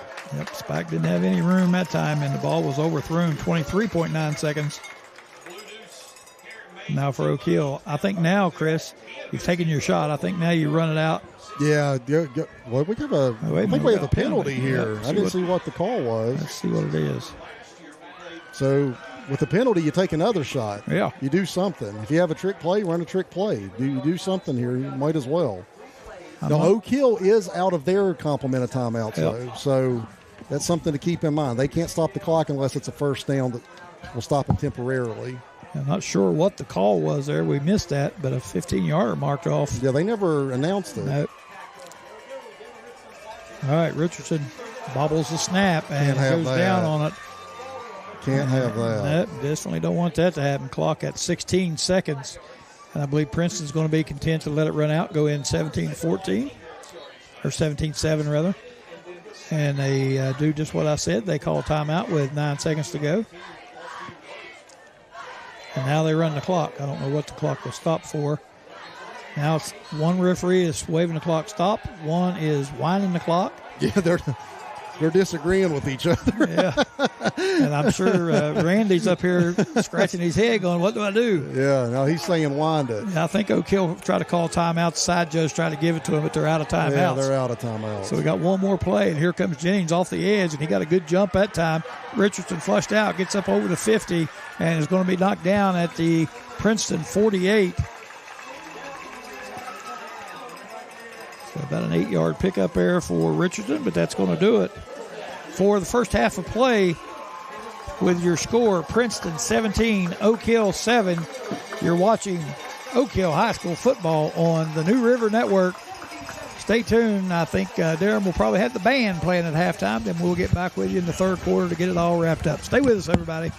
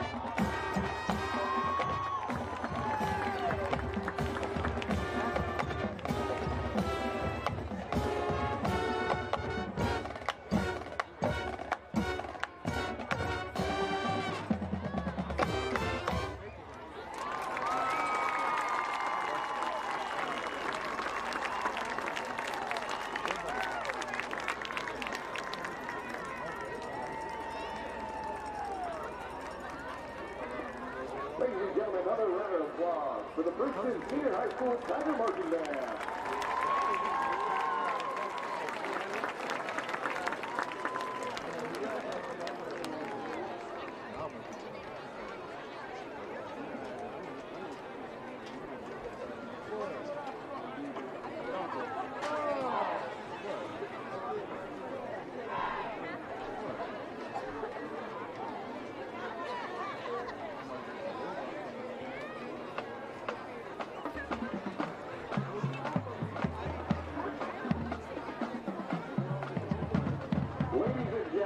Please welcome to the field the red regime of Oak Hill High.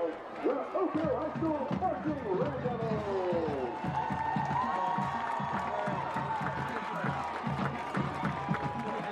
Led by Director Gladys Myers and Assistant Director Derek Cropper. The OHS Marching Red Devils would like to thank the following for their greatest sponsorship to the band this year. The Table, Corner Gas and Grill, Harmony for Host, the Frozen Bar, Hair Loffer, Mountain Bending, designed by Bob and Jay, McDonald's of Oak Hill, Tom Carriott, Chemical Chiropractic, and James Lee Enterprises.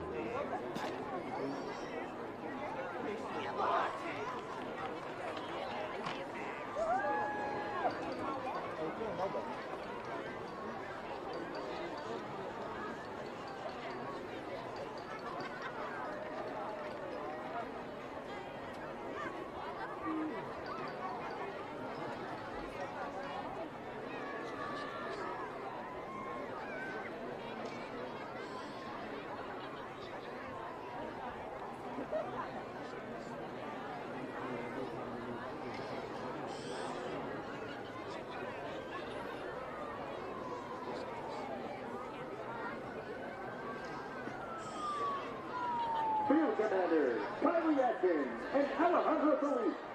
Is your band ready?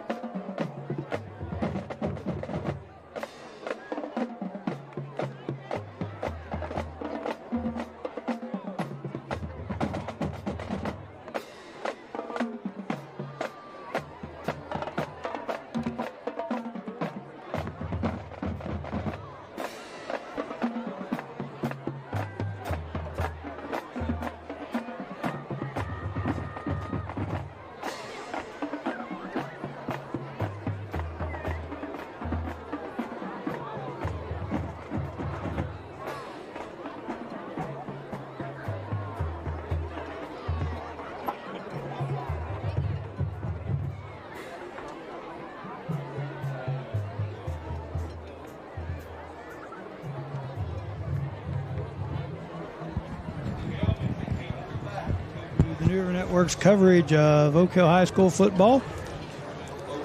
Princeton leads at 17-7 at half.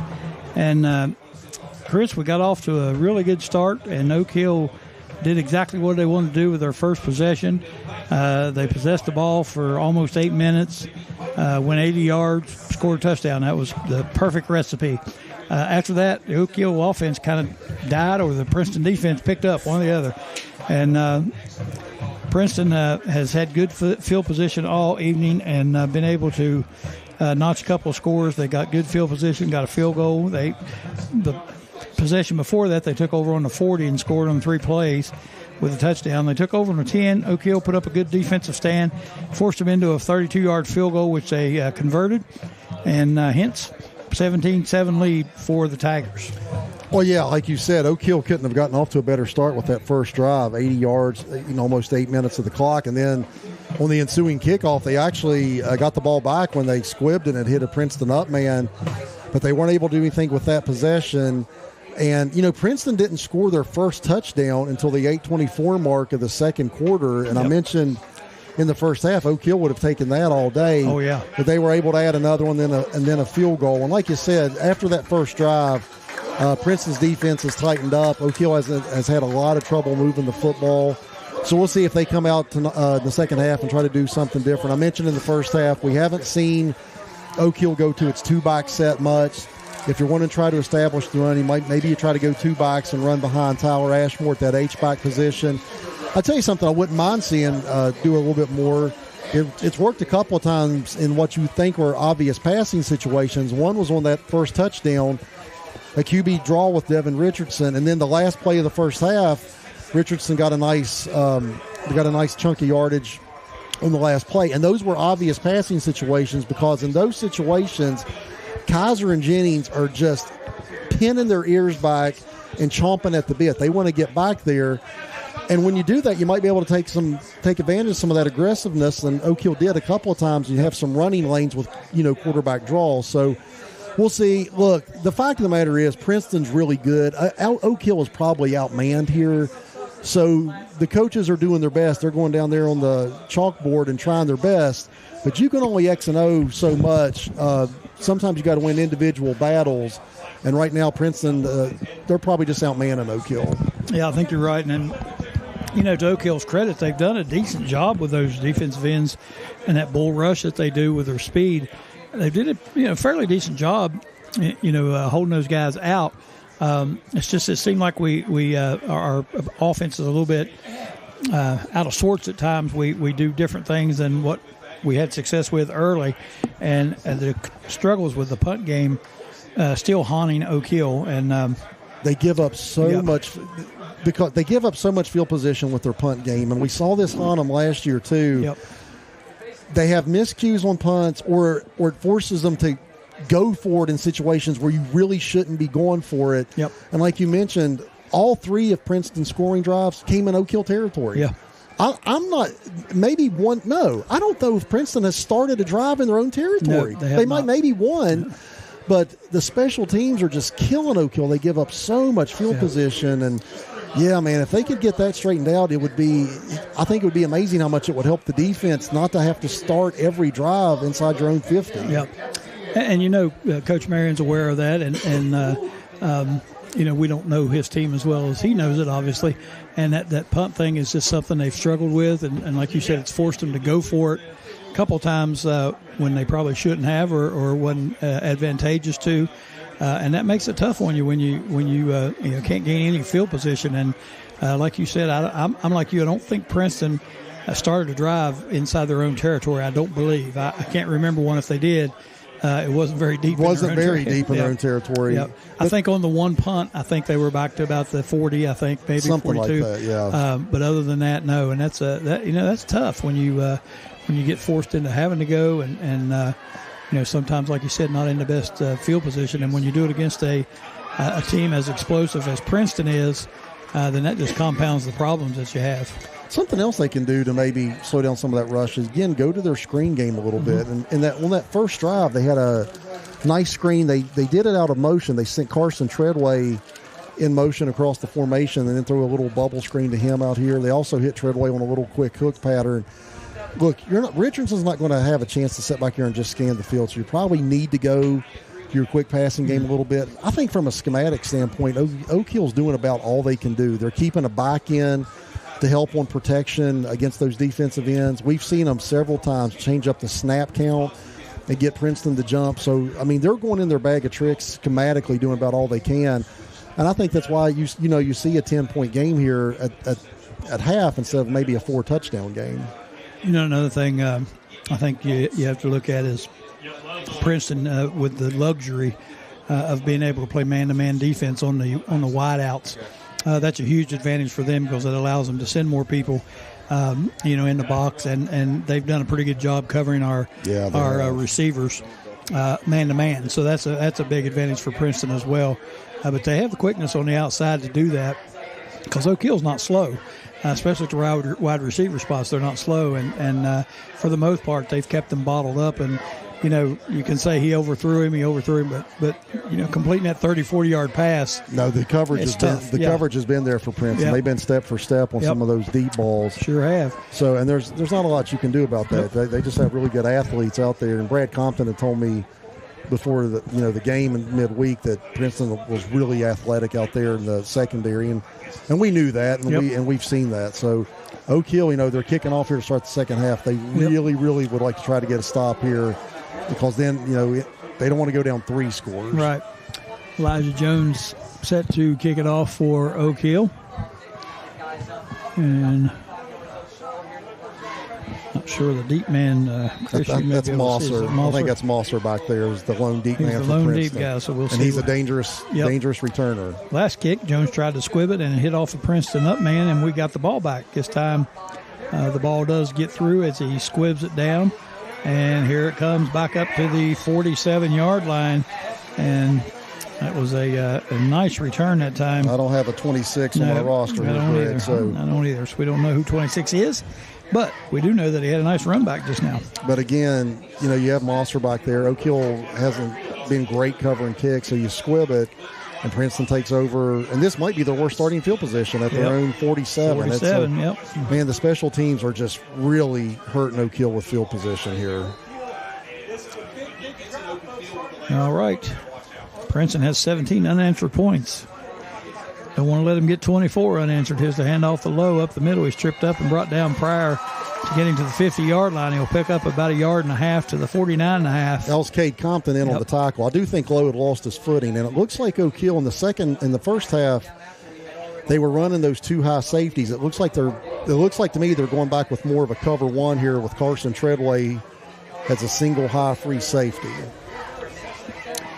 All right, second down, 8. For the Tigers. Barker gets the play from the sideline, moves low over to his right. 2 receivers to each side. He drops down the right side, gets the curl completion to. That was number 2, Garrett Mays. Mays, and Mays is inside the 35 to the 33-yard line. Looks like he just ran kind of a deep comeback there on the sideline to him. And Barker showing off his arm. He put it right on him. But they gave Mays a lot of cushion over there, and he was able to run right past the sticks, sit down, and haul that in for the first down. And then he got some yards after the catch. That's what you want to try to avoid is the yards after the catch. Yep, picked up 17 on the play. Brings up 1st and 10 for Princeton at the 34. Barker drops again. Has plenty of time as he steps up into the pocket, throws it down the middle, and it is caught at the 10. That's way too much time, too. Yep. And that's why Barker just stood back there. And actually, Oak Hill had coverage for a while, but you can't just let Barker stay in the pocket all day, and Mosser was then able to come free. So, you got to get more pressure on Barker than that with your front 4. Mosser holds it in at the 10-yard line. And that's a 23-yard reception, Barker to Mosser. And they have it now 1st and goal just inside the 10. Now they're going with the 2-back set. I haven't seen Princeton do that yet. They're going to send Lowe in motion out of it now.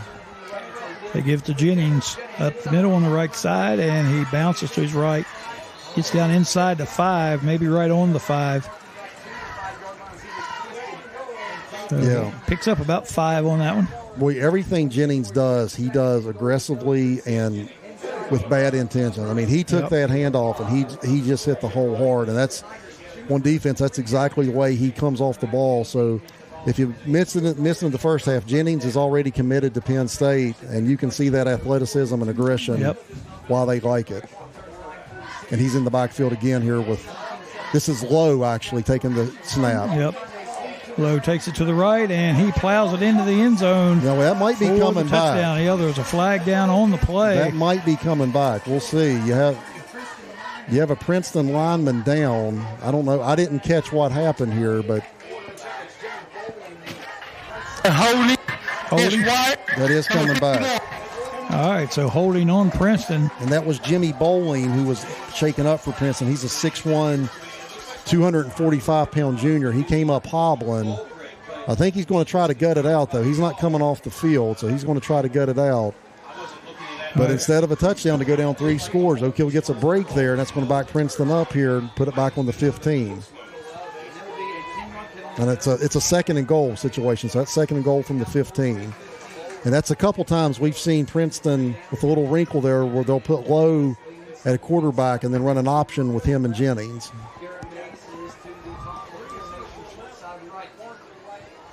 Barker in the shotgun, second down and goal.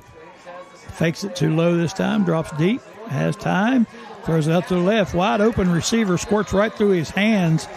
And that's a lucky break there for Oak Hill because he was wide open. Yeah, that was Jennings. Just couldn't quite haul it in. But again, I mean, Oak Hill's, their secondary did a pretty good job that time, but Barker just has all day back there. The front four, which in the first couple games has been able to get pretty good pressure, the front four is just not getting back there to Barker at all right now.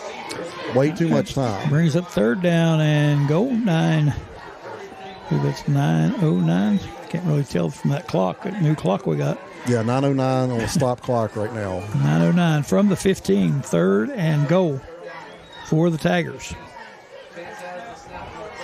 Parker drops again, throws it across the middle. He's got Jennings, I believe, or Mosser. He's got Mosser with the slant pattern, and he hauls it in for the touchdown. So a 15-yard touchdown pass from Barker to Mosser. Yeah, just put it right on him, man. I mean, that's a great pass by Chance Barker. He put it right on him. Mosser ran a nice little slant route, maybe a skinny post there, and caught it right in front of Tyler Ashmore. Was able to get in the end zone. So the unfortunate thing for Oak Hill is they had caught a break there, and we were looking at a third and goal from the 15, hoping maybe you can hold them out again, but then they were able to they gave up that touchdown. So that's a killer. Yep. Kick is up by Ratliff for the point after, and it's good. So 9:02 left in the third quarter play. Princeton forges ahead 24-7 over the Oak Hill Red Devils. Take a break. We'll come right back. Stay with us.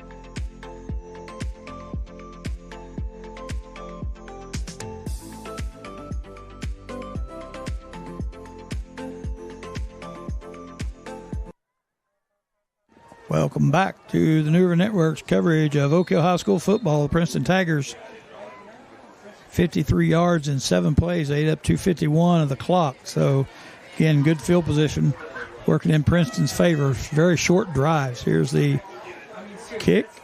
Drives the Oak Hill receiver. It's Hicks back to the 15. Gets to the outside. He's up to the 40. He's at the 50, and he's brought down at the Princeton 49 by the kicker, Ratliff.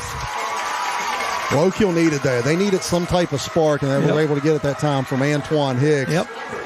Big return to put him in business in the Princeton side of the field. So hopefully Oak Hill can take that momentum and do something with it here on offense. That's a nice return by Hicks there, and I think Chris, that shows a little bit about this Princeton speed. He broke clean but there were a couple people on his trail. And I was able to impressed. catch him. I was impressed by the kicker on the tackle. Yeah, That was a nice tackle. nice little tackle. Yep.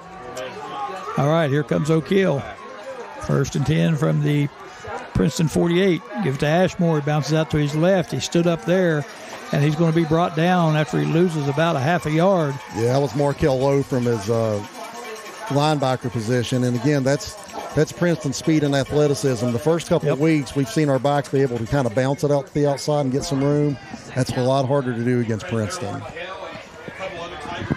Yes, they have a lot of team speed. You can see that out there. A couple players in particular, great speed. And it's hard to bounce it out against that. You got that big interior line. Yeah. So it's hard to go forward too. So they're a very complete football team. Yes, they are. No doubt about it. Again, man coverage out here on 3 receivers to the right, 1 to the left. Richardson looks to throw out the left, pulls it in now and takes it forward. And he's going to be caught and stopped before he can get back to the line of scrimmage. Those big number 72, Landon Moore, 6'4", 270-pounder. And I like the idea right there. Richardson, that was a design quarterback draw. Richardson tried to pull it down. But Moore did a nice job in stopping that right there. I do like the idea. I mentioned that at halftime. I wouldn't mind seeing that. But Princeton had that bottled up. So pushing back to the Oak Hill 49. So again, you see Richardson very deliberate getting the play in from the sideline as the play clock is now under 10. 3rd down, about 12 for the Red Devils. Richardson drops, steps up in the pocket and takes off with it, and he's going to be down close to a 1st down. He slid too early. Slid a little bit early. Yeah, you gotta. I love the call, and I mentioned in those obvious passes, they're going to give it to him. Yep, they give him a 1st down. They don't even look. I got to be honest with you. I thought Devin slid too early on that. Yeah, I really did. I thought he slid too early, but I like the call. That was an obvious pass situation. You saw the defensive ends pinning their ears back, and Keith Taylor's asking for a measurement, and I don't blame him. Yeah, they're talking it over. The chain's already moved, so now they're going to have to get the chain set back where they were, and I don't know if they can do that. I don't know if they'll be able to pull that off, but they've stopped the clock here. They've got a discussion. It did look like he slid. I thought he slid a little too early yeah. and didn't get the 1st down, but they waved the chains on. That's a nice athletic play by Devin, but he's got to smell the sticks, and I don't know. I'm in high school. I'd like to see the kids just run it and not slide anyway. Nobody's out here making $50 million, so just go ahead and find the sticks. That's right. Yeah, I think they are. They're going to move them. Yep. I think they're moving them back, and I think that's the right call. That's going to. But I don't know. See, I don't know how you do that though. Yeah. How do you move them back? Yeah, unless you know the previous line, you've got to. And there's no way. Okay, so that's going to be about a 4th and 1 at the 39. I don't think there's any way it could be that far, or he would have never waved the chains on. Yeah. I mean, that's a whole yard back. So Devon Marion's upset. I get it. I get why Keith Taylor was upset too. Yeah. Where they marked it a 1st down. Looked to me like it should have been 4th and about a half a yard, maybe a half of that. Well, here we go. And they're stopping the clock again, and Oak Hill's going to take a timeout. Devon wants to plead his case a little bit. It did look like he come up short, but it didn't look like he came up that short. And I would be hard-pressed to say it was that short, or the official never would have waved the chains on if he was that like far a full away yard from it. Short. Yeah, I would agree with that. If he was a full yard, I can't imagine they waved the chains on. Yeah, he'd never waved the chains on, but he waved the chains on because it was so close, I think. And I just don't believe it was that far back, but I don't know how you get them reset properly that quickly. Well, regardless, it looks like it's going to be a 4th and 1 from the Princeton 39, and Oak Hill really needs to pick this up here. Yep, I gave Richardson 13. I'm going to change that to 12 as he comes up a yard short. So I think Coach Merriam wanted a chance for the officials to talk it over. They did converge, and but I don't think they're going to change anything. Yeah, and I honestly get where both coaches are upset with the officials. I think both of them have a case right here. Yeah, that was a foul up by the officials to move the chains on that. And like I said, if it was that far back, I doubt he would have moved the chains. He would have looked at it first He moved the chains immediately. Now, Oak Hill's putting big Jasper Newman. He's a transfer from Midland Trail. This is his first game eligible. They're putting him in at a guard. I haven't seen him play yet. He's number 74 out there. And I still don't know. Marion's still out there arguing. You can tell he's upset. But they got some beef in there with Jasper Newman at right guard beside James Ludwig over here. So let's see if Oak Hill wants to try to run behind him or have some misdirection here. All right, Fisher finally makes it back to his spot. They break it up. And here we go, 4th down, just under a yard for the Red Devils, trailing 24-7. Wow, you can't have that. Looks like everybody jumped that time. You can't have that. And that might have been Newman. Yeah. He jumped right there, getting his. I was going to say when they got action of the season. When they got in the huddle, I hope they called on one because he's going to be raring to go and probably going to jump. Well, and they were probably trying to get Princeton to jump, and then you got Jasper Newman in there getting his first action of the season, and he couldn't quite hold his water right there. So, man, yeah, 4th and 6 is a lot different than 4th and 1. That's a bad break for Oak Hill. And they get it straight ahead to Moritz, and no, actually. Yeah, that was JD. JD? He didn't quite get there. Gets it down to the 40, so he's only going to get 4. So that'll be a turnover on downs by the Red Devils, and the Princeton Tigers will take it over at their own 40-yard line. Yeah, that's a really bad break on the false start there. Really bad break for Oak Hill. All right, so Princeton takes over on the 40. 6:52 to go in the third quarter.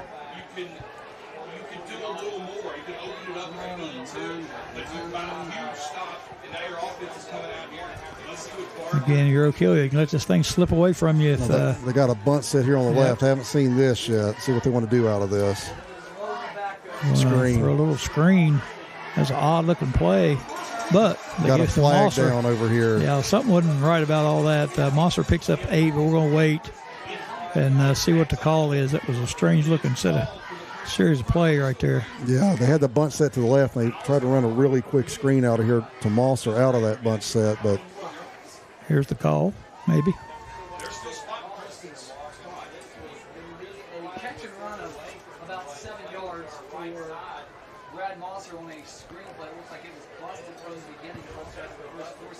And a preliminary signal is holding on Princeton. So that'll negate that play.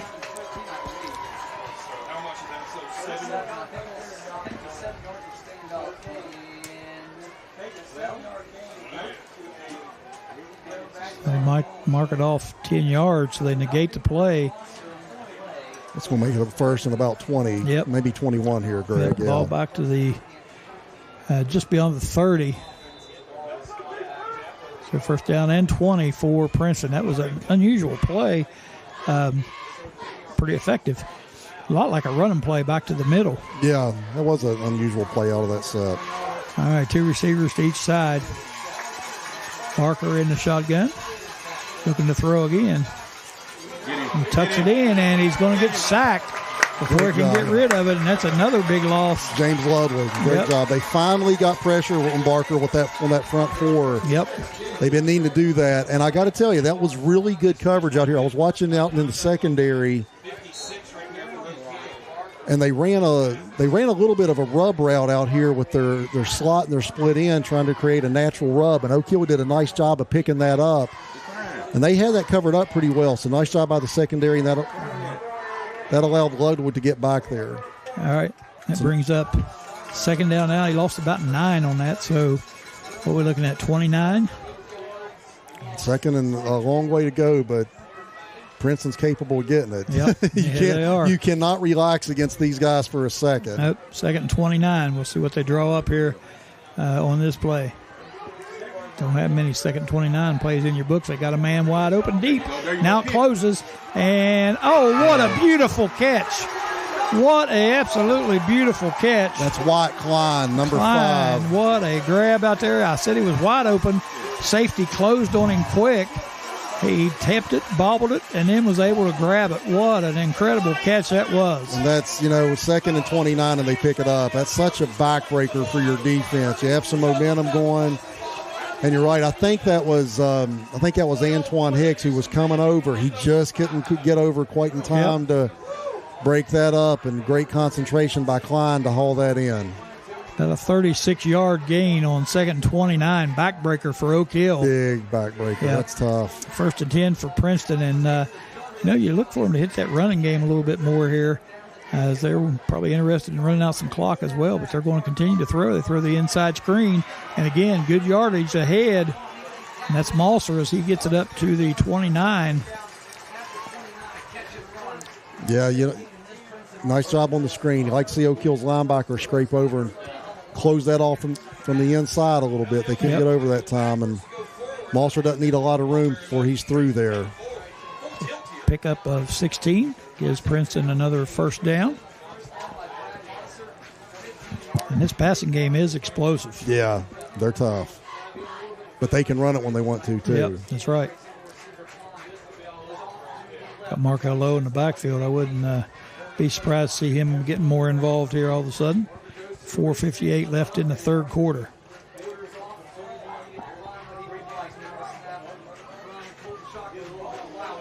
You throw it out to the right side, same play to that side. And I believe that was Malser again. Yeah, it was. And they're giving him a lot of cushion out there. And I understand why, because if you press up on him, he can go by you. So you're kind of picking your poison a little bit. Picked up 18 on that one. And got a player down out there now. Gives them 1st and goal just inside the 10-yard line, maybe to the 9, not quite. But the same play the opposite way. Good job by Princeton executing those screens perfectly.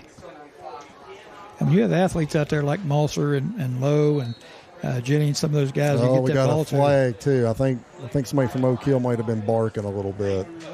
Because that was dead ball as they were checking on the player. So I have to think an Oak Hill player was mouthing off a little bit down there. You got to keep your composure. Yeah, you can't have that stuff. It's tough in a game like this. I know things are getting away from you a little bit, but you got to keep your composure down there. That was Armani Hicks. He's coming up, gimpy. Hopefully he's okay. And they're going to send. That is Antoine. Yeah, that was Antoine Hicks, not Armani. So the penalty, half a distance to the goal, moves it down inside the 5. They're going to send Braden Hunt in number 11.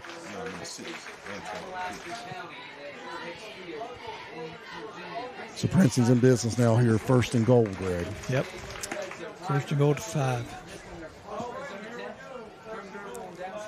They got Malser here, split out wide by himself. Let's see if they want to, and they're going to go in that set where Lowe and Jennings are in the backfield. Lowe's going to take the snap here. Yep. Look, he's going to run it off the right side. He's met. That's a nice job. Good job. Cade Compton. Cade Compton from his inside linebacker position. And Lowe's a tough kid to bring down. So that's a really nice tackle there by Cade Compton. It was just a straight QB power.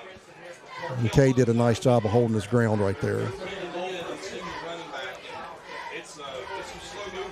Toss back outside the 6. So it'll be 2nd down and goal from about the 6.5-yard line. And again, I see Malser out here wide on Armani. And before the snap, Princeton's going to take a timeout. So, timeout on the field. We'll take a timeout here. Your score, Princeton 24, Oak Hill 7. We will be back after these messages.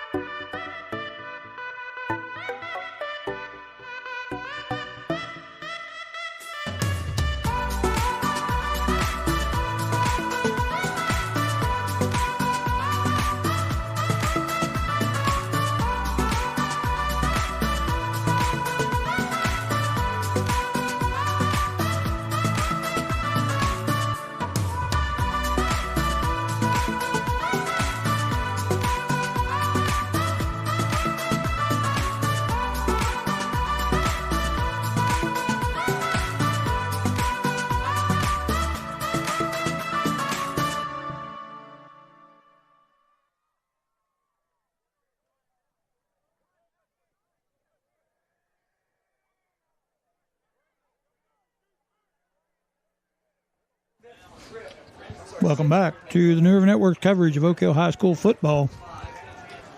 Red Devils with their backs to the wall now. Princeton looking at 2nd and goal from the 6.5-yard line. 4 minutes to go here in the third quarter. So they're coming out in a different formation than they showed previously because now they have twins out here to the left. They had Mosser. They have a 2-back set here, back here with Barker, too. So this is Jennings and Lowe in the backfield. Give it to Lowe before the play gets off.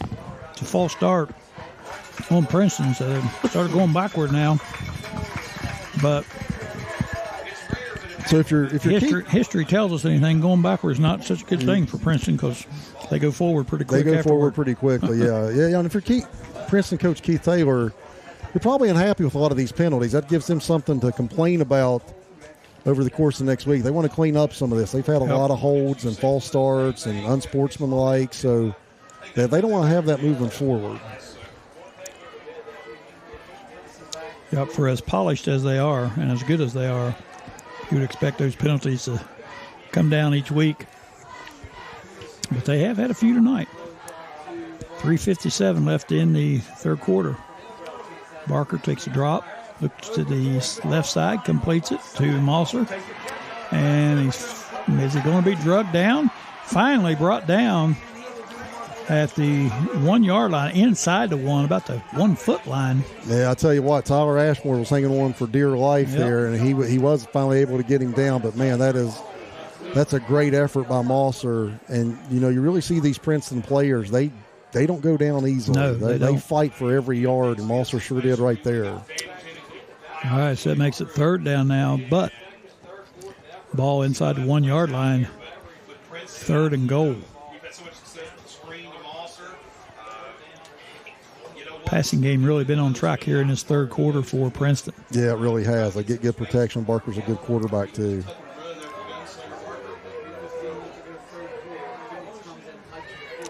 Jennings moves back in tight. Sending the motion man right to left. And they're going to flip it out to Markel Lowe, and he slides his way into the end zone for the touchdown. So there's a flag down. I don't know what it is. I actually thought the motion man turned upfield right before the ball was snapped. Yep, let's see. That might be on Wyatt Klein. Yep, I don't think he got set. I don't think he did either. I think he turned upfield. Nope. That's okay. It's a hold. And I'm sure, and that's 2 or 3 touchdowns Princeton's actually had called back, and that's kind of what I was alluding to. Keith Taylor can't be happy about that. They got to clean some of that up. But frankly, even before the hold, I didn't think Wyatt Klein got set. I thought he was turning upfield at the snap of the ball. Yep, sure looked that way, and the ball moved back now outside the 10, so we're 3rd and goal from the 10. 3:01 left in the third quarter.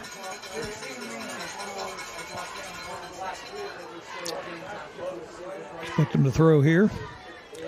Been pretty successful with their bubble screens to the receivers. And just like I said, they hand it off to Lowe up the middle.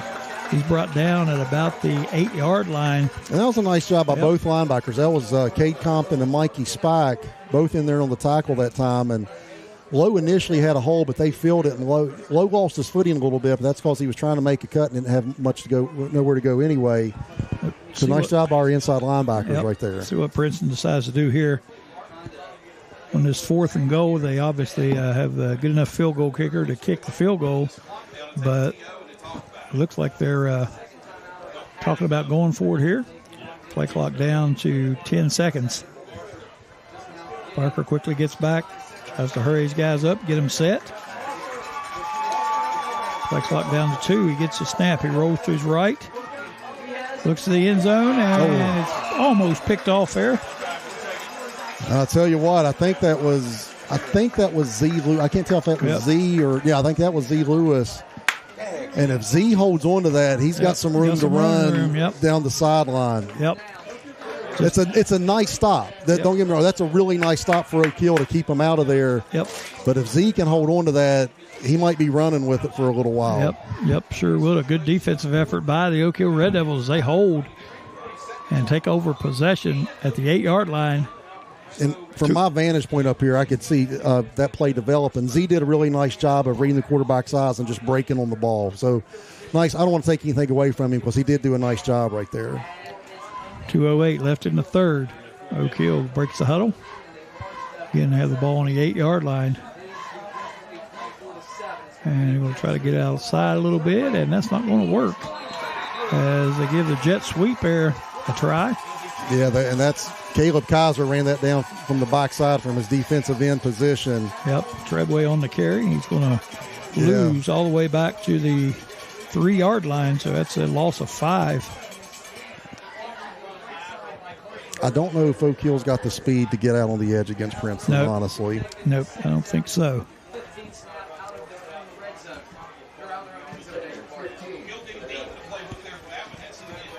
Brings up second down now as he loses about 4 on the play, second 14. And there's probably a lot of defensive ends, when you're running away from them, you can just keep them unblocked backside. Kaiser, you probably can't, though. You probably have to at least chip him or he'll run it down like he did just now. Yep, Oak Hill lets the play clock run down, takes a timeout. So the timeout on the field, we'll take a timeout here in the booth. We'll be back with the last minute and 31 of the third quarter and fourth quarter action for you here on the New River Network. Stay tuned.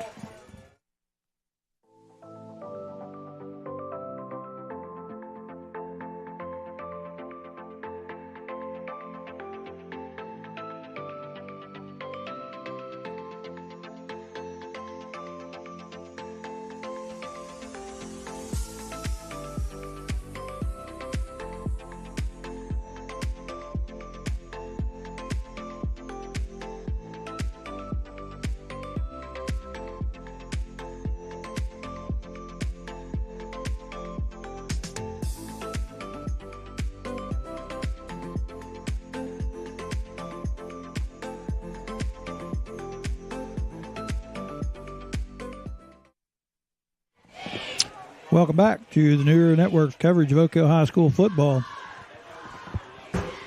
Oak Hill looking at second down 14 with 1:31 to go here in the third quarter. And Chris, since that first drive, the Oak Hill offense has really struggled. Yeah, they've struggled to get anything going against this fast, athletic Princeton defense. Richardson drops the throw. Looks long and again overthrown. Coverage by Princeton. Very close. Good coverage. They kind of ran twin posts from either side that time with Antoine Hicks and Mikey Spike. But honestly, Princeton had it covered up pretty well, and Oak Hill finds themselves in a bad spot right here. I'll tell you what, Greg, I would probably think QB draw here again. Yeah, something safe. You don't want to.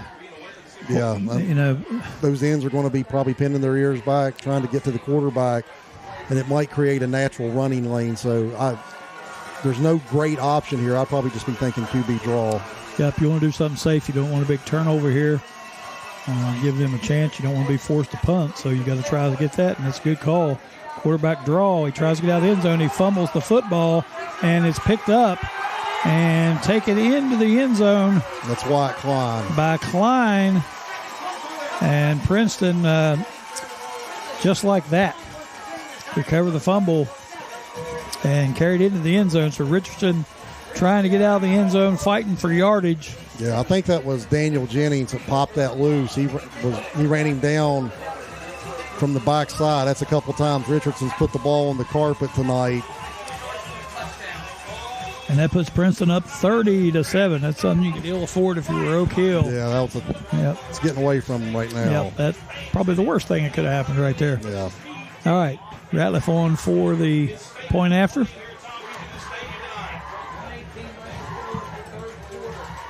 And what was a close, interesting game has quickly gotten out of hand here in this third quarter. Greg, Oak Hill's kind of shot themselves in the foot. Honestly, defensively, they haven't done a terrible job. Princeton's so tough and explosive anyway. Yep. Oak Hill hasn't done a terrible job defensively. None bad at all. No. The punt, the 2 fumbles by Richardson, mistakes have really put them in, bad situations here. And Princeton's just had great field position all night.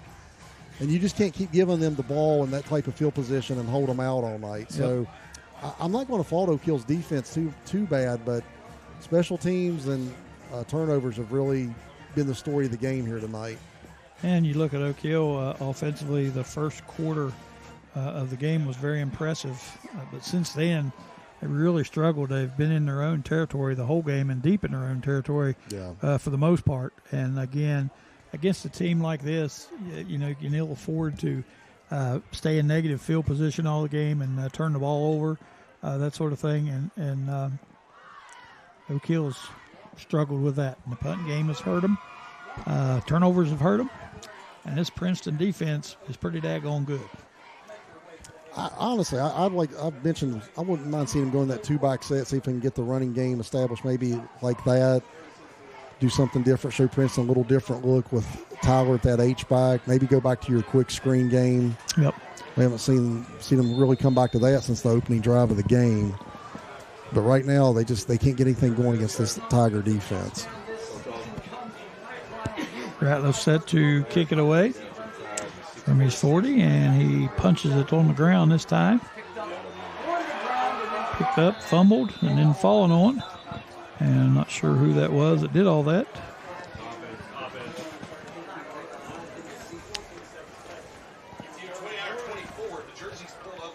So number 29 for Oak Hill. We'll get a name on that for you. And, of course, they don't have one. No, I heard Elijah. That's all I heard. Number not on the roster. 3 weeks in, we still don't have a good roster. Yeah. I made a call and was promised it would be fixed. But adding players, who knows? Yeah.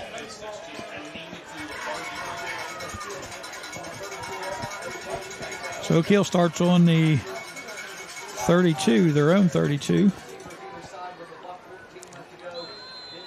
Richardson in the shotgun formation again. Receivers split to both sides. Princeton showing blitz. See if they're coming. Here they come. They are coming off the edge quickly. Richardson is flush, running for his life. Get out over the 30, and he's going to lose a yard or two. Yeah, you could see Wyatt Klein. He was showing he was coming hard from the snap of the ball. Richardson did good just to run for his life and get out of bounds right there. Yep. Stephen May got back to the line of scrimmage, maybe just a little shy of the line of scrimmage. Before he was forced out of bounds, he had no time there. As like you said, when they come fast. Yeah. Lost about a half a yard on that. Second down, 10.5 for Oak Hill.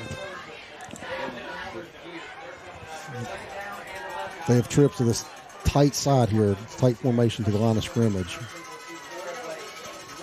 Richardson drops, flushed out, slides down at the 34. And they looks like they were running 3 verts that time. Princeton had it covered up. They did a pretty nice job on both defensive ends that time. The pass protection wasn't too bad. They were able to get them locked up.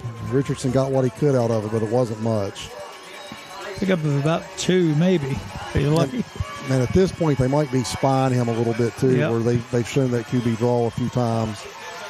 So they might have a spy on Devin. At third down and 9 for Oak Hill. Ball on the 35, their own 35. They're showing blitz again. Yep. Here they come. Here they come again. They fake the handoff, throw the inside screen. And nice job there for a few minutes. Yeah, Markel Lowe came over from that linebacker position, put a nice hit on Armani. Armani had a couple nice moves to escape. Tried to go forward, and Lowe come in and dropped him pretty quickly after he picked up about a yard. So that's going to bring up 4th down now. I actually like the call because they caught Princeton blitzing their inside linebacker, so I like the call out there to throw the screen. But again, they just didn't win their one-on-one matchups out there and weren't able to get guys blocked. Yep, and that's going to run the clock down for the third quarter of play. So moving on to the fourth quarter action, 31-7. Princeton leads it. We'll be back on the New River Network after these messages.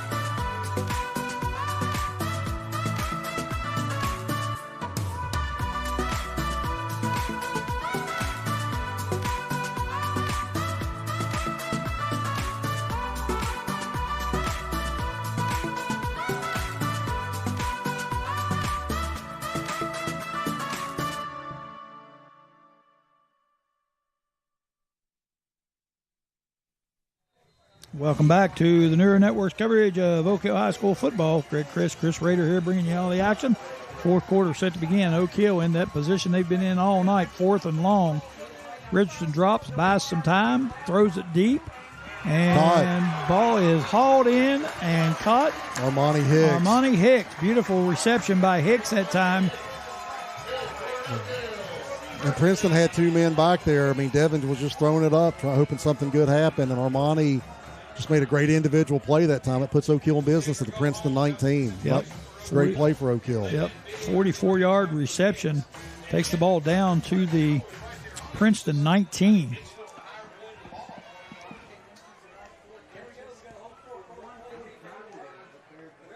So for the first time tonight, Oak Hill able to connect on one of those long passes. Couldn't have come at a better time.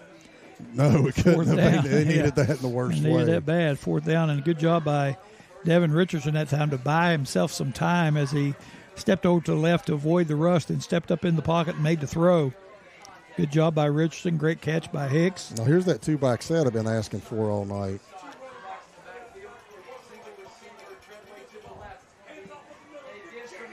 Gives it to... That's Moritz. What I like about that, when you have that 2-back set, you just have an extra blocker in there. They've been trying to run all night. Well, that 4-receiver set with their front 5, and Princeton, depending on what the down and distance is showing a 4 or 5-man front. I just like getting 2 backs in there sometimes, showing them something different. That time, that's probably been Oak Hill's best running play in a while. Yep, that was a solid 9 yards. 9 yards picked up by Moritz. They'll come out in that same formation again.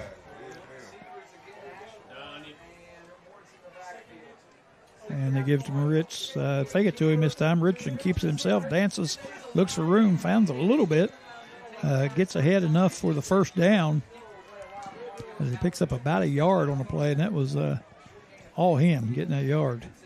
Yeah, real estate's really hard to get against these guys, man. I mean, you look out there, and they have all that beef right in the interior, and then their linebackers are, just so fast and athletic. They're fast and athletic out there on the edge. So, I mean, they're a really complete team. The defensive ends are monsters. Yep. They're fast. They're big. Yeah, you want to think, well, we try to run at the big guys, move them around.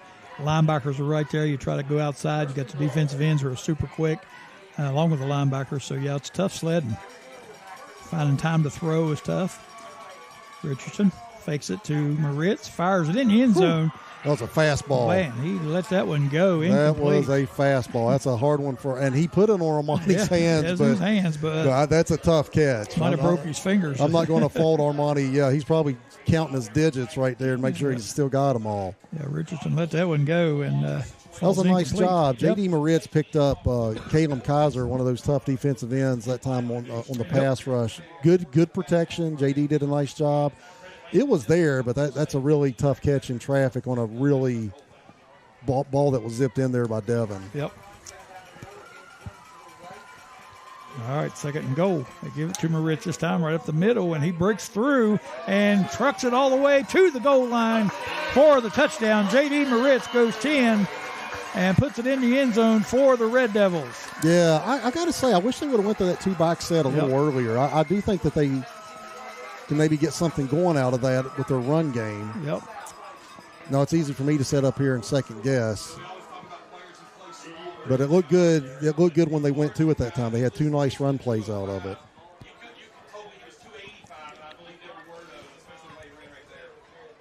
Jones set to kick the point after. His kick is up. Plenty high.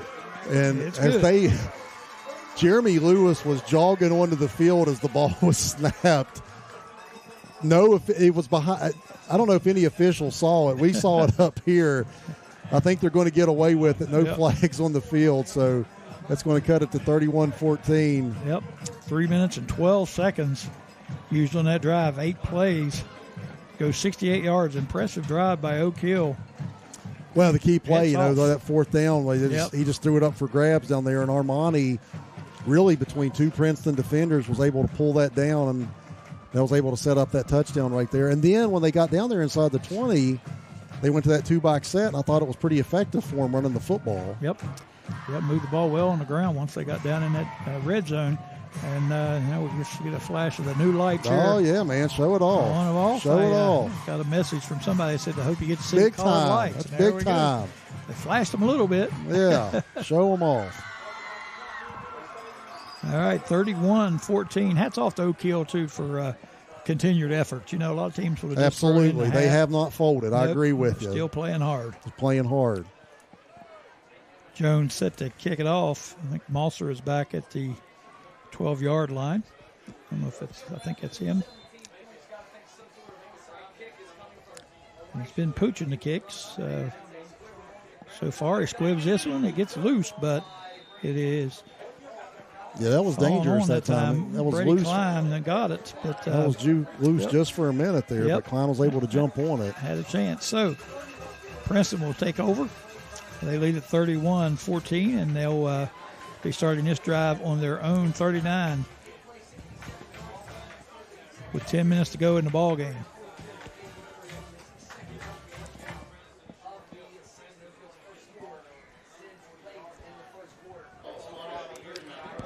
All right, 1st and 10, Princeton.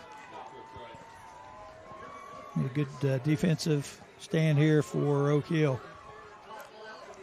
A good time for it. Barker takes the snap. They're not getting timid with their offense. They're still doing That's what a they've really been doing. That's nice a nice effort play. over there. Yep. By Z. Lewis. He fought through the block and was able to trip him up. Princeton's won the flag.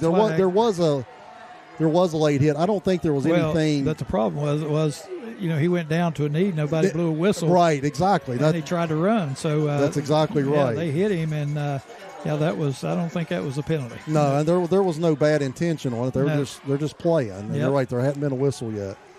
Yeah, That's a really nice play nice out there, though, by Z. Lewis to Yep. make the stop on that. Very nice. Able to fight through in that play. They've had some success with that in the second half. That little bubble screen, get him out there one-on-one. But Lewis able to hang on, make that tackle right there. Good play. No gain on it. Two Second down backs set 10. here with Jennings and Lowe back there. He's going to send Lowe in motion. And he gives Jennings over the right side, and he's plowing forward, got room, continuing to run down to the 40. Finally knocked out of bounds at about the 35. Actually, go give it to the 33. Yeah, just nice job of the right-hand side of that Princeton offensive line. They opened it up for him, and Jennings found the hole and went through it. He's a good player offensively Yes, and he is. defensively. 27-yard pickup, and you can tell how strong he is by the tackles he broke that time. He broke 3 or 4 while he was running, and running full speed. They just couldn't get him down. So. Everything he does full speed, too. Yep. I can see why coaches like him. Yep, 27-yard pickup. Puts the ball down to the Oak Hill 34. 1st and 10 for Princeton. That's that spot. Barker in the shotgun again. Again, Princeton not really letting off the gas any. They're still going strong, and there's another throw. And they call it incomplete. Thought I heard a whistle prior to the pass being thrown, but maybe I didn't. Must have been somebody in the crowd blowing a whistle. Yeah, he just short off that to Malser. Yep. Again, I thought it looks like Princeton might have had that blocked up pretty well, but Barker just left it short that time. But he's been on the mark for the most part tonight. He's a really impressive quarterback. Yeah, he is. He does a good job back there. Very poised. Doesn't panic. Of course, he's got a lot of weapons. All right, 2 receivers to the right, 2 to the left. Low in the ball field. As we brag on him, he lets the snap go through his hands. That might be Oak Hill ball. And it looks like Oak Hill might have gotten on it. We'll see here what the officials say. I think they got And it. It is Oak Hill football, so Oak Hill takes over. They got it. I on didn't their own see 44. who came up with that. I'm sorry I missed the recovery. But yeah, Barker just bobbled the snap that time, and that's the kind of break Oak Hill needed. Maybe we need to keep bragging on them. It seems like every time we brag on somebody, they make a mistake.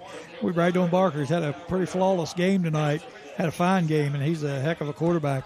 Just let that one slip through his hands. Sure did. And I just heard one of the Princeton radio or TV guys talking about no moisture in the air tonight, so not sure he might have just lost his concentration. Yeah, and I'm sorry I didn't get who jumped on that for Oak No, Hill. I usually like to couldn't tell credit either. kids for big plays like that, and I just missed it. I hate that. All right, here comes Oak Hill, 1st and 10 from their own 44. And they hand it off to Moritz. He drags the pile. Yeah, and they're staying in that 2-back set. And again, that's a solid first down game. Yep. Picks up 4 on that one.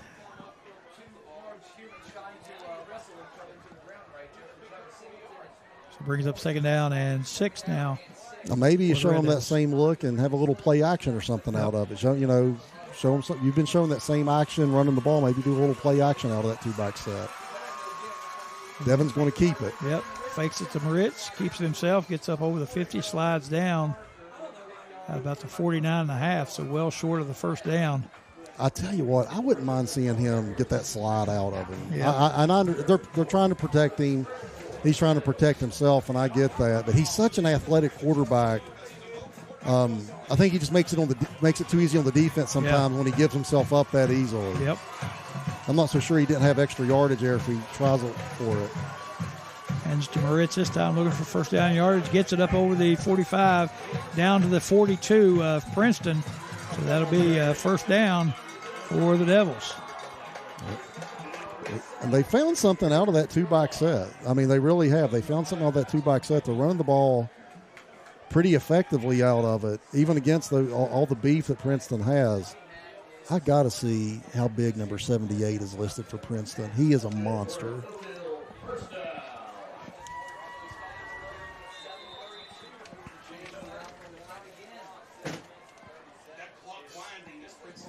First and 10 now for Oak Hill at the Princeton 42. Clock continuing to roll. 7:20 left in the ball game. 2-back set again with Richardson. Gives it to Moritz this time, and he gets it up close to the 40 before he's pushed back. So short gain that time. He'll pick up about 2. That was a nice job by Markel Lowe again from that linebacker position. The number 76 Bell we've mentioned a couple times. He's 370. Kimani Singleton, 78, who they'll bring in there, goes 355. I mean, I don't know what they're feeding those guys down there, but goodness gracious, that's a lot of size in there. Yeah, they are big. 2nd down and 9 for Oak Hill. And I meant to mention, Chris, a nice crowd on hand tonight. Great crowd, yeah, absolutely. This place is full. A lot of Princeton folks here as well. Sure are. Richardson drops straight back, throws across the middle, and ball's deflected. And they're going to call it incomplete, almost intercepted out there. I think it was Marvy and Howard, who's their safety. He almost came up with a really athletic catch. Now, that was a good ball. Carson wants to haul that in. Devin put it right on him. Carson's got to catch it. That was I think that was the same pattern that in the first quarter they converted a 4th down to keep the drive alive, and they ended up scoring.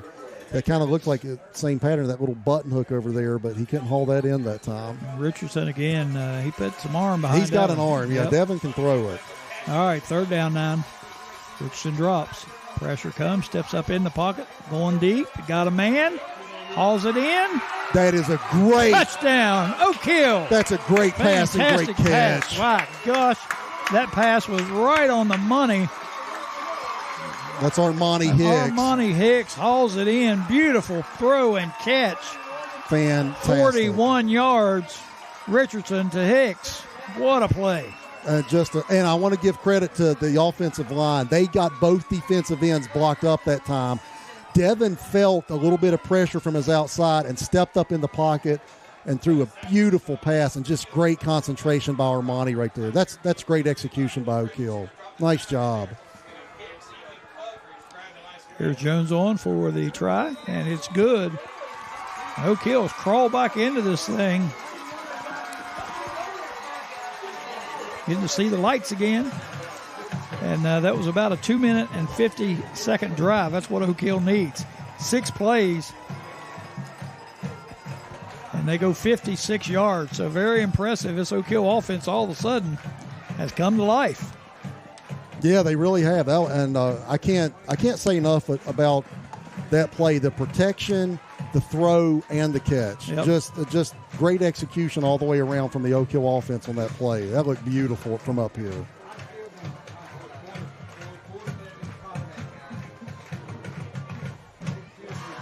(31-21) as Oak Hill keeps fighting, and they're making a game out of this. Jones set up to kick it off. Another stand by this Oak Hill defense.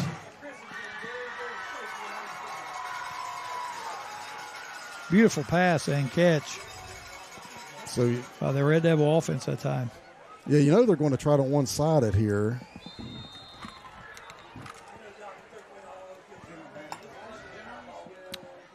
Yeah, I would think that they would have to do that.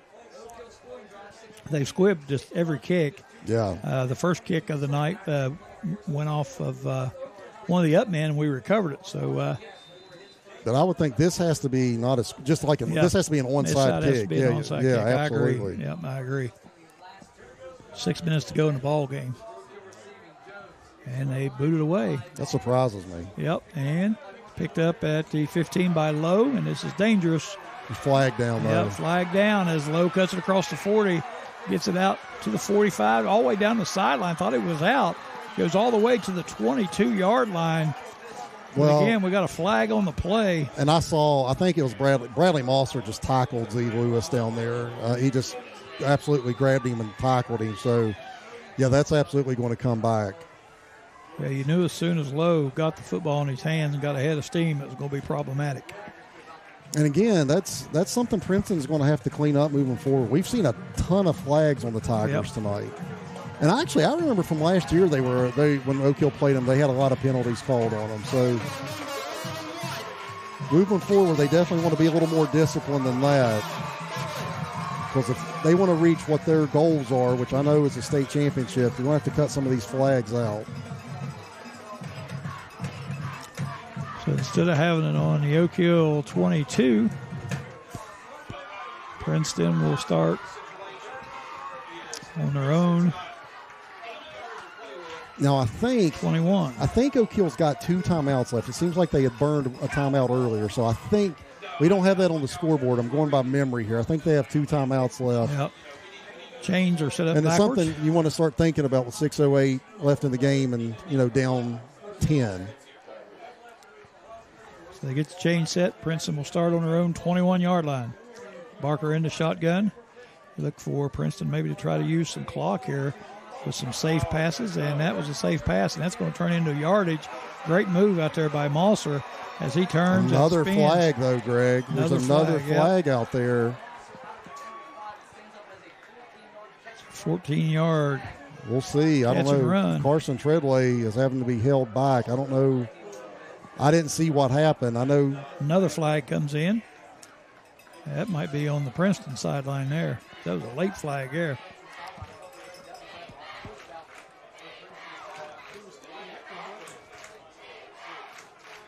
We'll see what the call is. I'm going to turn the official up a little bit. Can't hardly hear him when we do, but.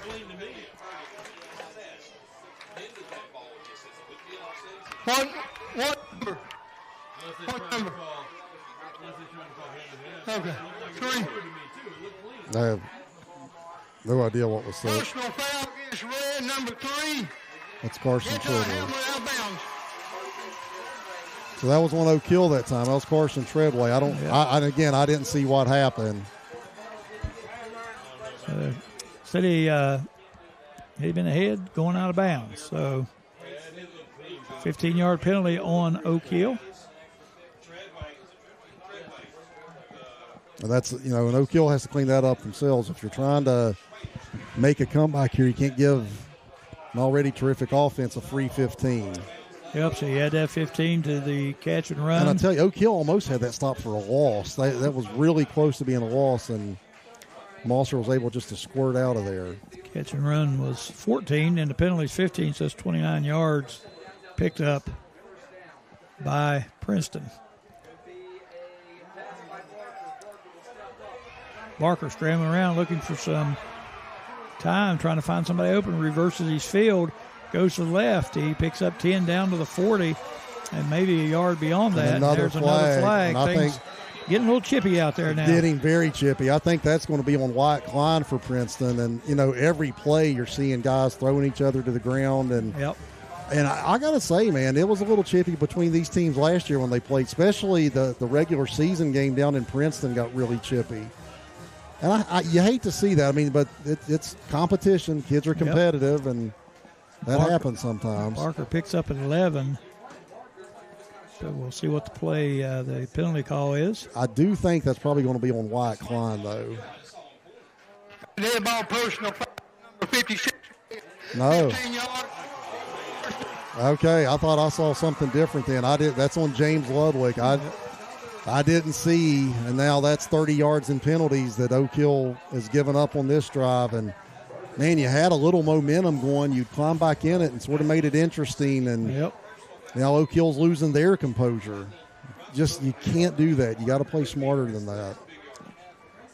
Yeah, you can't lose your composure. You're frustrated a little bit, but you're crawling back into the game. You get a stop and get a score, you're right back in it. Barker pulls it out after faking to low. Another flag. I mean, we're having flags every play right now. Yep. Barker gets it down to the 3-yard line. Now, you don't see Barker pull it too often. Most of the time he's going to give that ball off. Actually, the 7-yard line, I said to 3. Get the officials lined out here, try to get the call. This time looks like it's going to be on Princeton. You know, it's interesting. Rob Long and Brad Compton both mentioned this to me, and I see it a little bit. Barker tips the play a little bit right at the snap. When he's going to hand it off, when it's going to be a run play,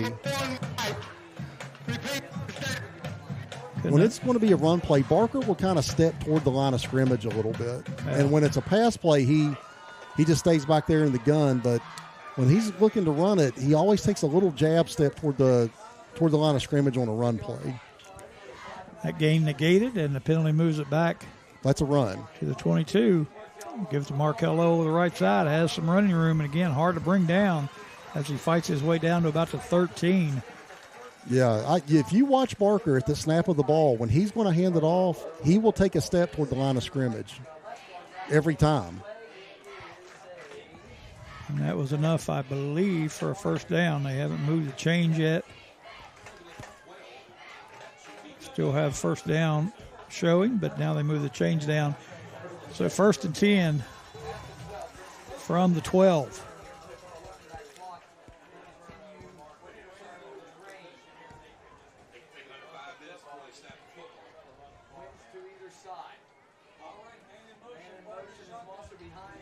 Mosser goes in motion. They fake the pitch to him and give it to Lowe over the left side. Nice job, Oak Hill. Yep, he plows down inside the 10, maybe to the 5.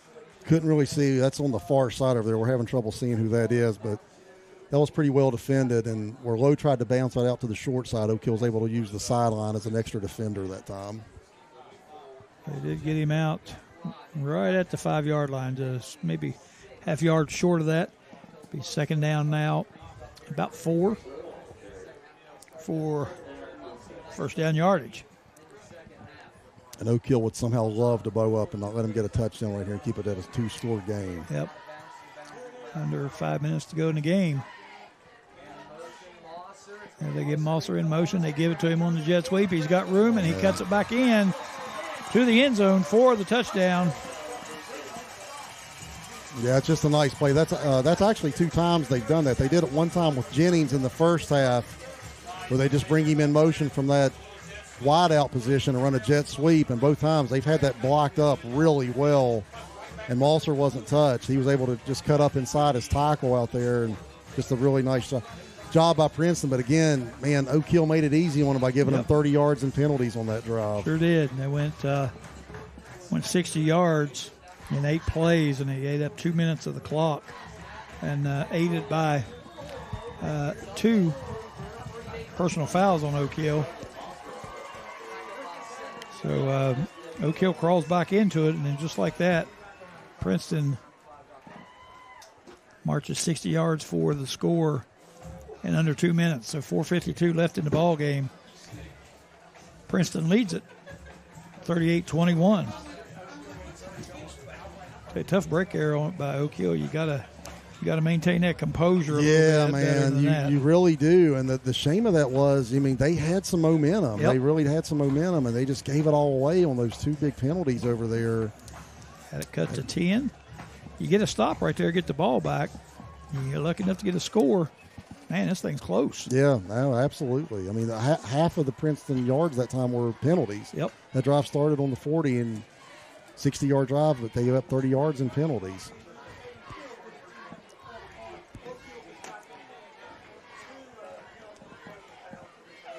Actually, that drive didn't start. It started a little further back. Yeah, it was on the 20, but 21 the maybe. point remains you can't give them 30 yards in penalties. No, he gave up too much in penalties, yep.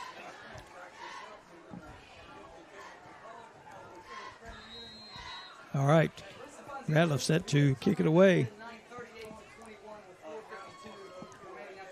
And he kicks a odd-looking short kick. Falling on there by the Oak Hill up man at the 35. I don't know what happened on that kick.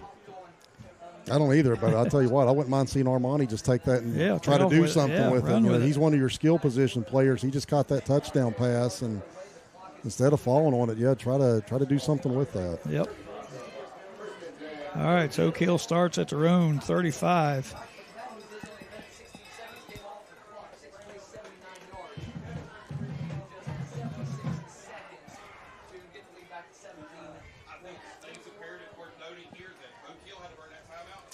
All right, here goes Oak Hill, 1st and 10 from their own 35. That's James Green getting his first action of the night, his first carry of the night anyway. First carry for Green. And the ball come out there. Princeton saying it did. White Klein came up with it. Yep, official saying it did as well. Yeah. And Princeton has recovered it. Yeah, James Green just fighting for extra yardage that time, but had the ball pop loose. So that's 3 turnovers now, and that doesn't include the botched punt. All right. So, you can't win football games against good teams like that. And Oak Hill had some of that last week too. They had 4 turnovers last week, so definitely some mistakes that they got to go back to the drawing board and try to clean up a little bit. Yep, 4:40 left in the ball game. 38-21 Princeton as they take over on the Oak Hill 35-36. So tough break for the Red Devils there, turning that thing over. You're probably going to see some ground game now from Princeton, and there's Lowe as he bounces to the outside and gets down the sideline before he's finally drug out. Yeah, I thought J.D. Moritz had him tied up out there, and Lowe just showing that speed, man, that athleticism. He was still able to turn the corner on J.D., and what looked like was going to be a 1 or 2 yard loss ends up being about a 7 or 8 yard gain.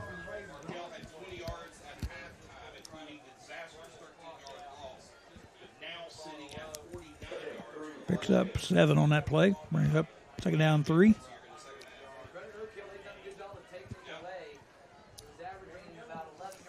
Ball on the 28-yard line. Clock rolling at 4 minutes to go. Mosser in motion. They give it to Lowe. He makes a dead leg move back there, and he's going to scamper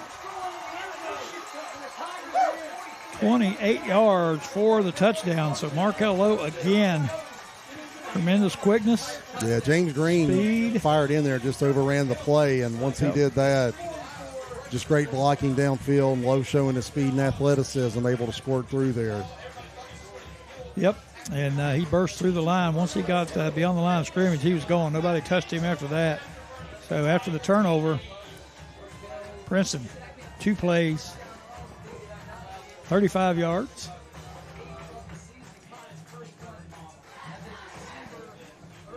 And the try for point now by Ratliff.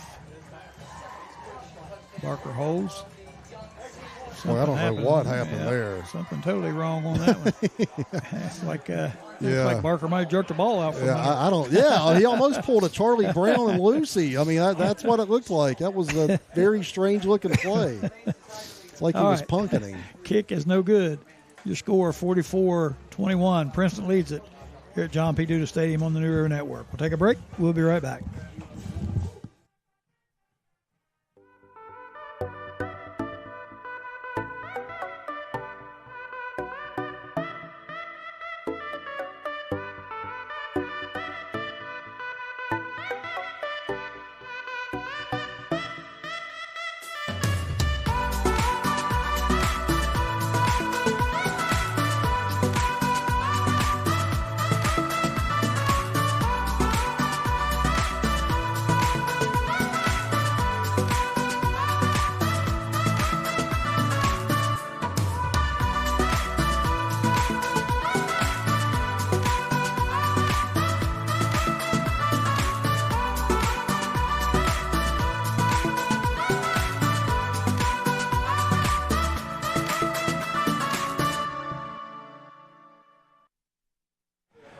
Welcome back to John P. Duda Stadium. You're watching Oak Hill High School football on the New River Network. Chris Rader bringing you all the action. 3 minutes, 54 seconds to go in this ball game. Princeton has pushed their lead out 44-21. And Chris, Oak Hill, with turnovers and penalties, lets this thing get away from them. Yeah, you can't have those kind of mistakes and expect to beat Princeton. And we saw Oak Hill do that last week against Riverside, too. So here's Lewis with the return, up over the 30 to about the 33. Yeah, just too many mistakes, too many penalties. Way too many. And the turnovers are just killers because every time we turn it over, it's in our own territory and gave them a very short field. And with their explosive offense, they took advantage of it. Yeah, you can't keep them out forever. It's been kind of a strange game. I think Oak Hill, until that last run by Lowe, had done a pretty good job of bottling Lowe up. But then you take Lowe away, and they have that passing game. And that's most high school teams do one thing pretty well and the other thing not as well. Princeton's one of the few teams, they can both run it and throw it very effectively. Yep. And you just kind of pick your poison against these guys. All right, to give straight ahead handoff to Moritz. He's got a lot of room over the right side, gets it up to the 44, close to first down yardage.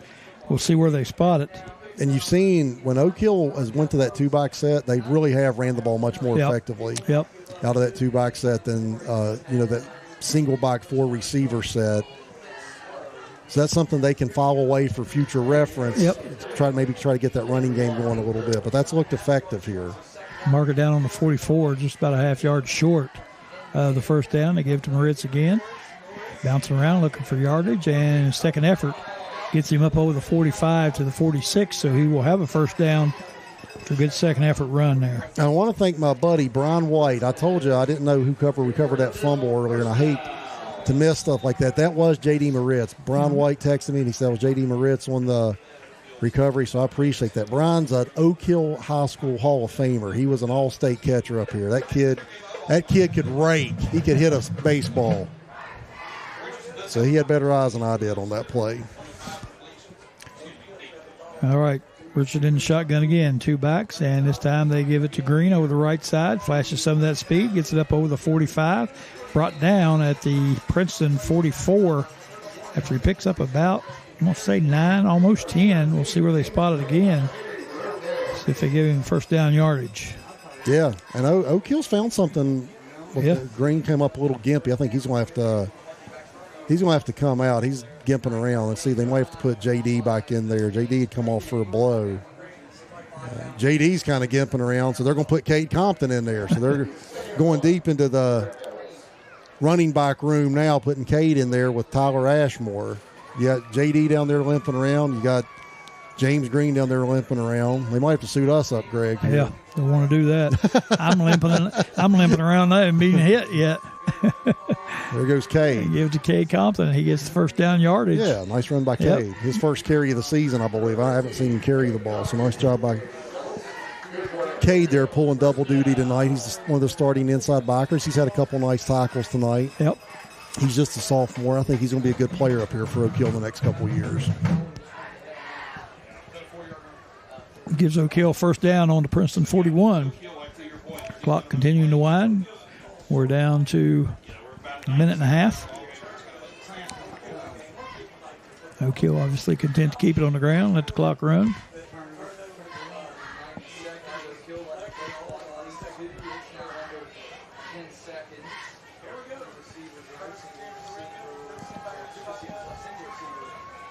And again, they hand it off to Compton. He squirts around looking for room on the inside, picks up a short gain. We'll give him about 2 on the play. Be second down and 8.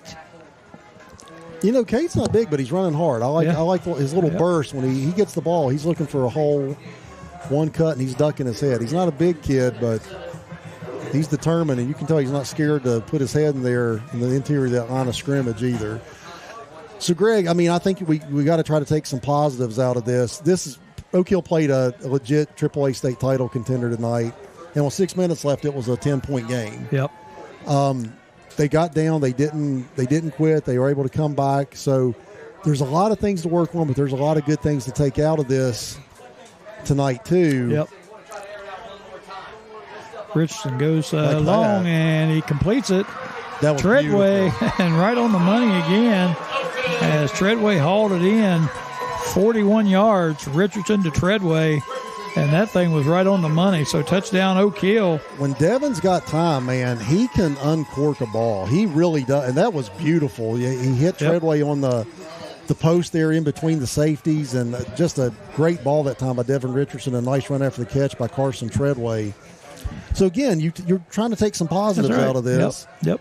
And Princeton has ran over the first two teams they played in Capitol and Bluefield. And, Oak Hill's been the first team that's really made them work a little bit here tonight. Extra point kick by Jones is up and good. And, Chris, it may sound crazy to say this, but I feel like Oak Hill's offense looked better tonight than it has all year. I felt like our offense was more effective. We got a little bit of running game going. Passing game was pretty spot on for a lot of the night. They gave him pretty good protection. I thought they played a lot better tonight than what they played in the last two games, even though they got beat tonight, by 16 points, whatever it is. Well, 14. I think they found something with that two-back set they went to. Yep. And I was asking for that earlier in the game. I'd like to see them go to that two-back set and try to run the ball instead of out of that four-receiver set. Yeah. And they've really ran the ball much more effectively going two backs. Richardson's had a couple of beautiful TD passes. He's a talented kid. Yes, he is. And, moving forward, the schedule lightens up. You don't have any more Princeton is going to be the best team Oak Hill plays this year. Yep. Next week you get Lincoln County. In a couple weeks you get Independence, which I think will be a very good football game, Oak Hill and Independence. That's going to be over there in Coal City. So Oak Hill's got winnable games moving forward. You don't get Princeton again the rest of the year. So Oak Hill has their own playoff hopes, and I think they have something to build off of and hopefully, meet that goal. Yep, a lot of positives to take. They kick it deep this time. Hopefully it gets in the end zone or out of bounds. It does go out of bounds, so it'll be up at the 35 where they'll take it. 22 seconds. I didn't keep the play chart on that last one because I thought Oak Hill was just going to run the clock out, but they dropped back and completed a nice pass. Richardson to Treadway. So, no, it was a competitive game for the most part. Yep. Both teams have to clean up their penalties. And I've seen chippiness out of these two teams the last couple of years when they played each other. They're really competitive, but it cost both teams. Princeton had 2 or 3 touchdowns called back, and then Oak Hill late in the game after they kind of climbed back into it, man, those two unsportsmanlikes really hurt them and allowed Princeton to pull back away after they cut it 31-21. Yep. All right, they get to play hopefully lined up here at the 35, 22 seconds left in the ball game. And I'm sure Princeton just going to take a knee. They've got victory formation back there. And they take a snap, drop to a knee, and that's probably going to do it as the clock winds down. And the players begin the handshake. 14 seconds left, and it's going to run out. Your score, Princeton 44, Oak Hill 28. On a beautiful night here at John P. Duda Stadium. Great facility. A good football game to watch tonight, Chris. And again, I think this might have been the best overall game Oak Hill has played thus far. Yeah, they definitely have some positives to build. They're not into moral victories. They came here tonight wanting to pull the upset. But outside of actually doing that, you have to take some positives out of it. And like I said, I think they really played one of the what I feel is one of the better teams in the state. Yep. And they were able to hang with them here for a little while tonight and make that a game after falling behind big in the fourth quarter. So, take the positives out of it. You come out next week against a Lincoln County team that you feel like you have a really good shot to be competitive and probably win that game. And you just put this one behind you and move forward and go one game at a time and try to get back to the AAA playoffs yourself. Yep, that's right. And again, you can't hang your head if you're Oak Hill. You played a really, really, really solid football team tonight. These guys are good. They're talented. at every position, both offensively and defensively. Like you said, Oak Hill held their ground with them for the most part. They just had a lot of mistakes, a lot of turnovers, a lot of penalties, and you can't do that against a really, really good team, which they face. So good, some bright spots for Oak Hill. Nothing to be ashamed of in their performance tonight. Good performance by the Red Devils and this Princeton ball team. They're for real, no question about it. All right, let's take a quick break. We'll come back and wrap this thing up from John P. Duda Stadium here on the New River Network. Stay tuned, everybody.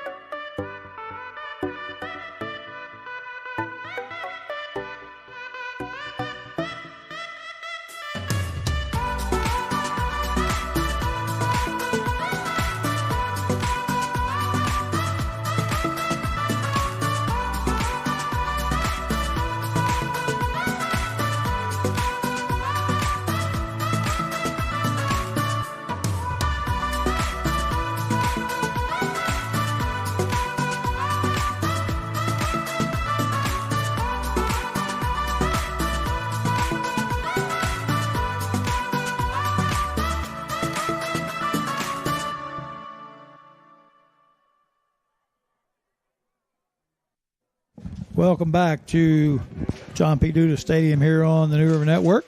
Greg Chris along with Chris Rader bringing you tonight's contest between the Princeton Tigers and the Oak Hill Red Devils. Princeton prevails 44-28 in, again, what we thought was a pretty good football game. And, Chris, we talked about Oak Hill, their performance tonight a lot better, I think, than what they've actually shown in the two games that they won. They were playing, a class team tonight for sure. One of the best teams we've seen in a long while. A lot of speed, a lot of size, quickness, playmakers. Just a good all around football team. And Oak Hill actually held their own. They did pretty well with them. A few big plays, a few turnovers, a few penalties.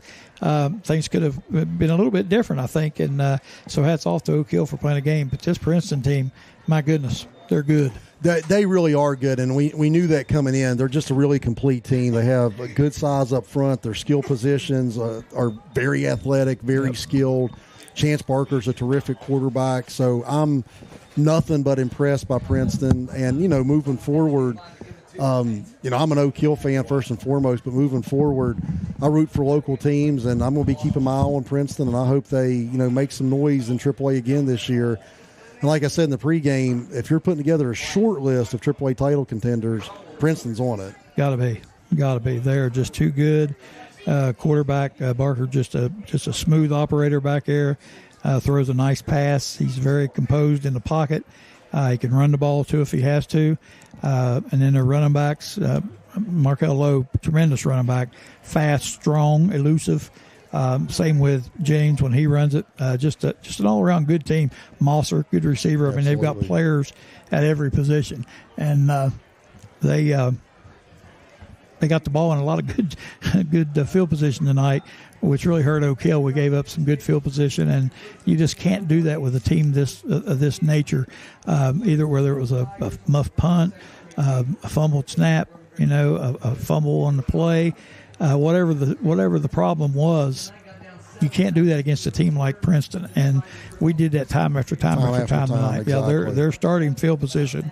I think the worst we saw tonight was maybe the 36 on a squib kick, and or maybe on a turnover. I'm not sure. I don't remember. If we could have kept track of average starting field position, Princeton would have won that by about 25 to 30 yards. Absolutely, had it in Oak Hill's side of the field most of the night when they started. So, and the defense really rallied up and made some good stops on them. Even after they got that great field position, they took it to 10 one time and they stopped them. And so they didn't do a bad job with it. It's just time after time after time. You just can't keep doing that over and over and over. And I know Coach Marion and his staff will work on getting that worked out, get those turnovers taken care of, getting those penalties taken care of. They're going to be fine. So they go to play at Lincoln County next week. Mm-hmm. I think that game's here, I believe, if I'm not mistaken. Is it? I think it's here. Is it here? I thought that was at Lincoln. I might be wrong. It's away. Okay, so it's at Yeah. Lincoln County. So I guess me and you be in the basement again. If Darren wants to go down there, that's a pretty good track. That is a haul right there. Now, Hamlin's a pretty good track, man. It's a track down there. Yes, it is. I think they got a new facility down there as well. It's first year with their new turf on their field. So it's a nice facility. So I don't know if Darren's going or not, but if he does, we'll have coverage for you. If we don't, we'll get through the open week and have the next one for you. Darren So might talk himself out of that. We'll see. He We'll might. let you know. He may be gung ho tomorrow, but by about Wednesday, he'll start rethinking it. I don't know, man. All right, that's going to do it for our broadcast tonight. We appreciate everybody tuning in.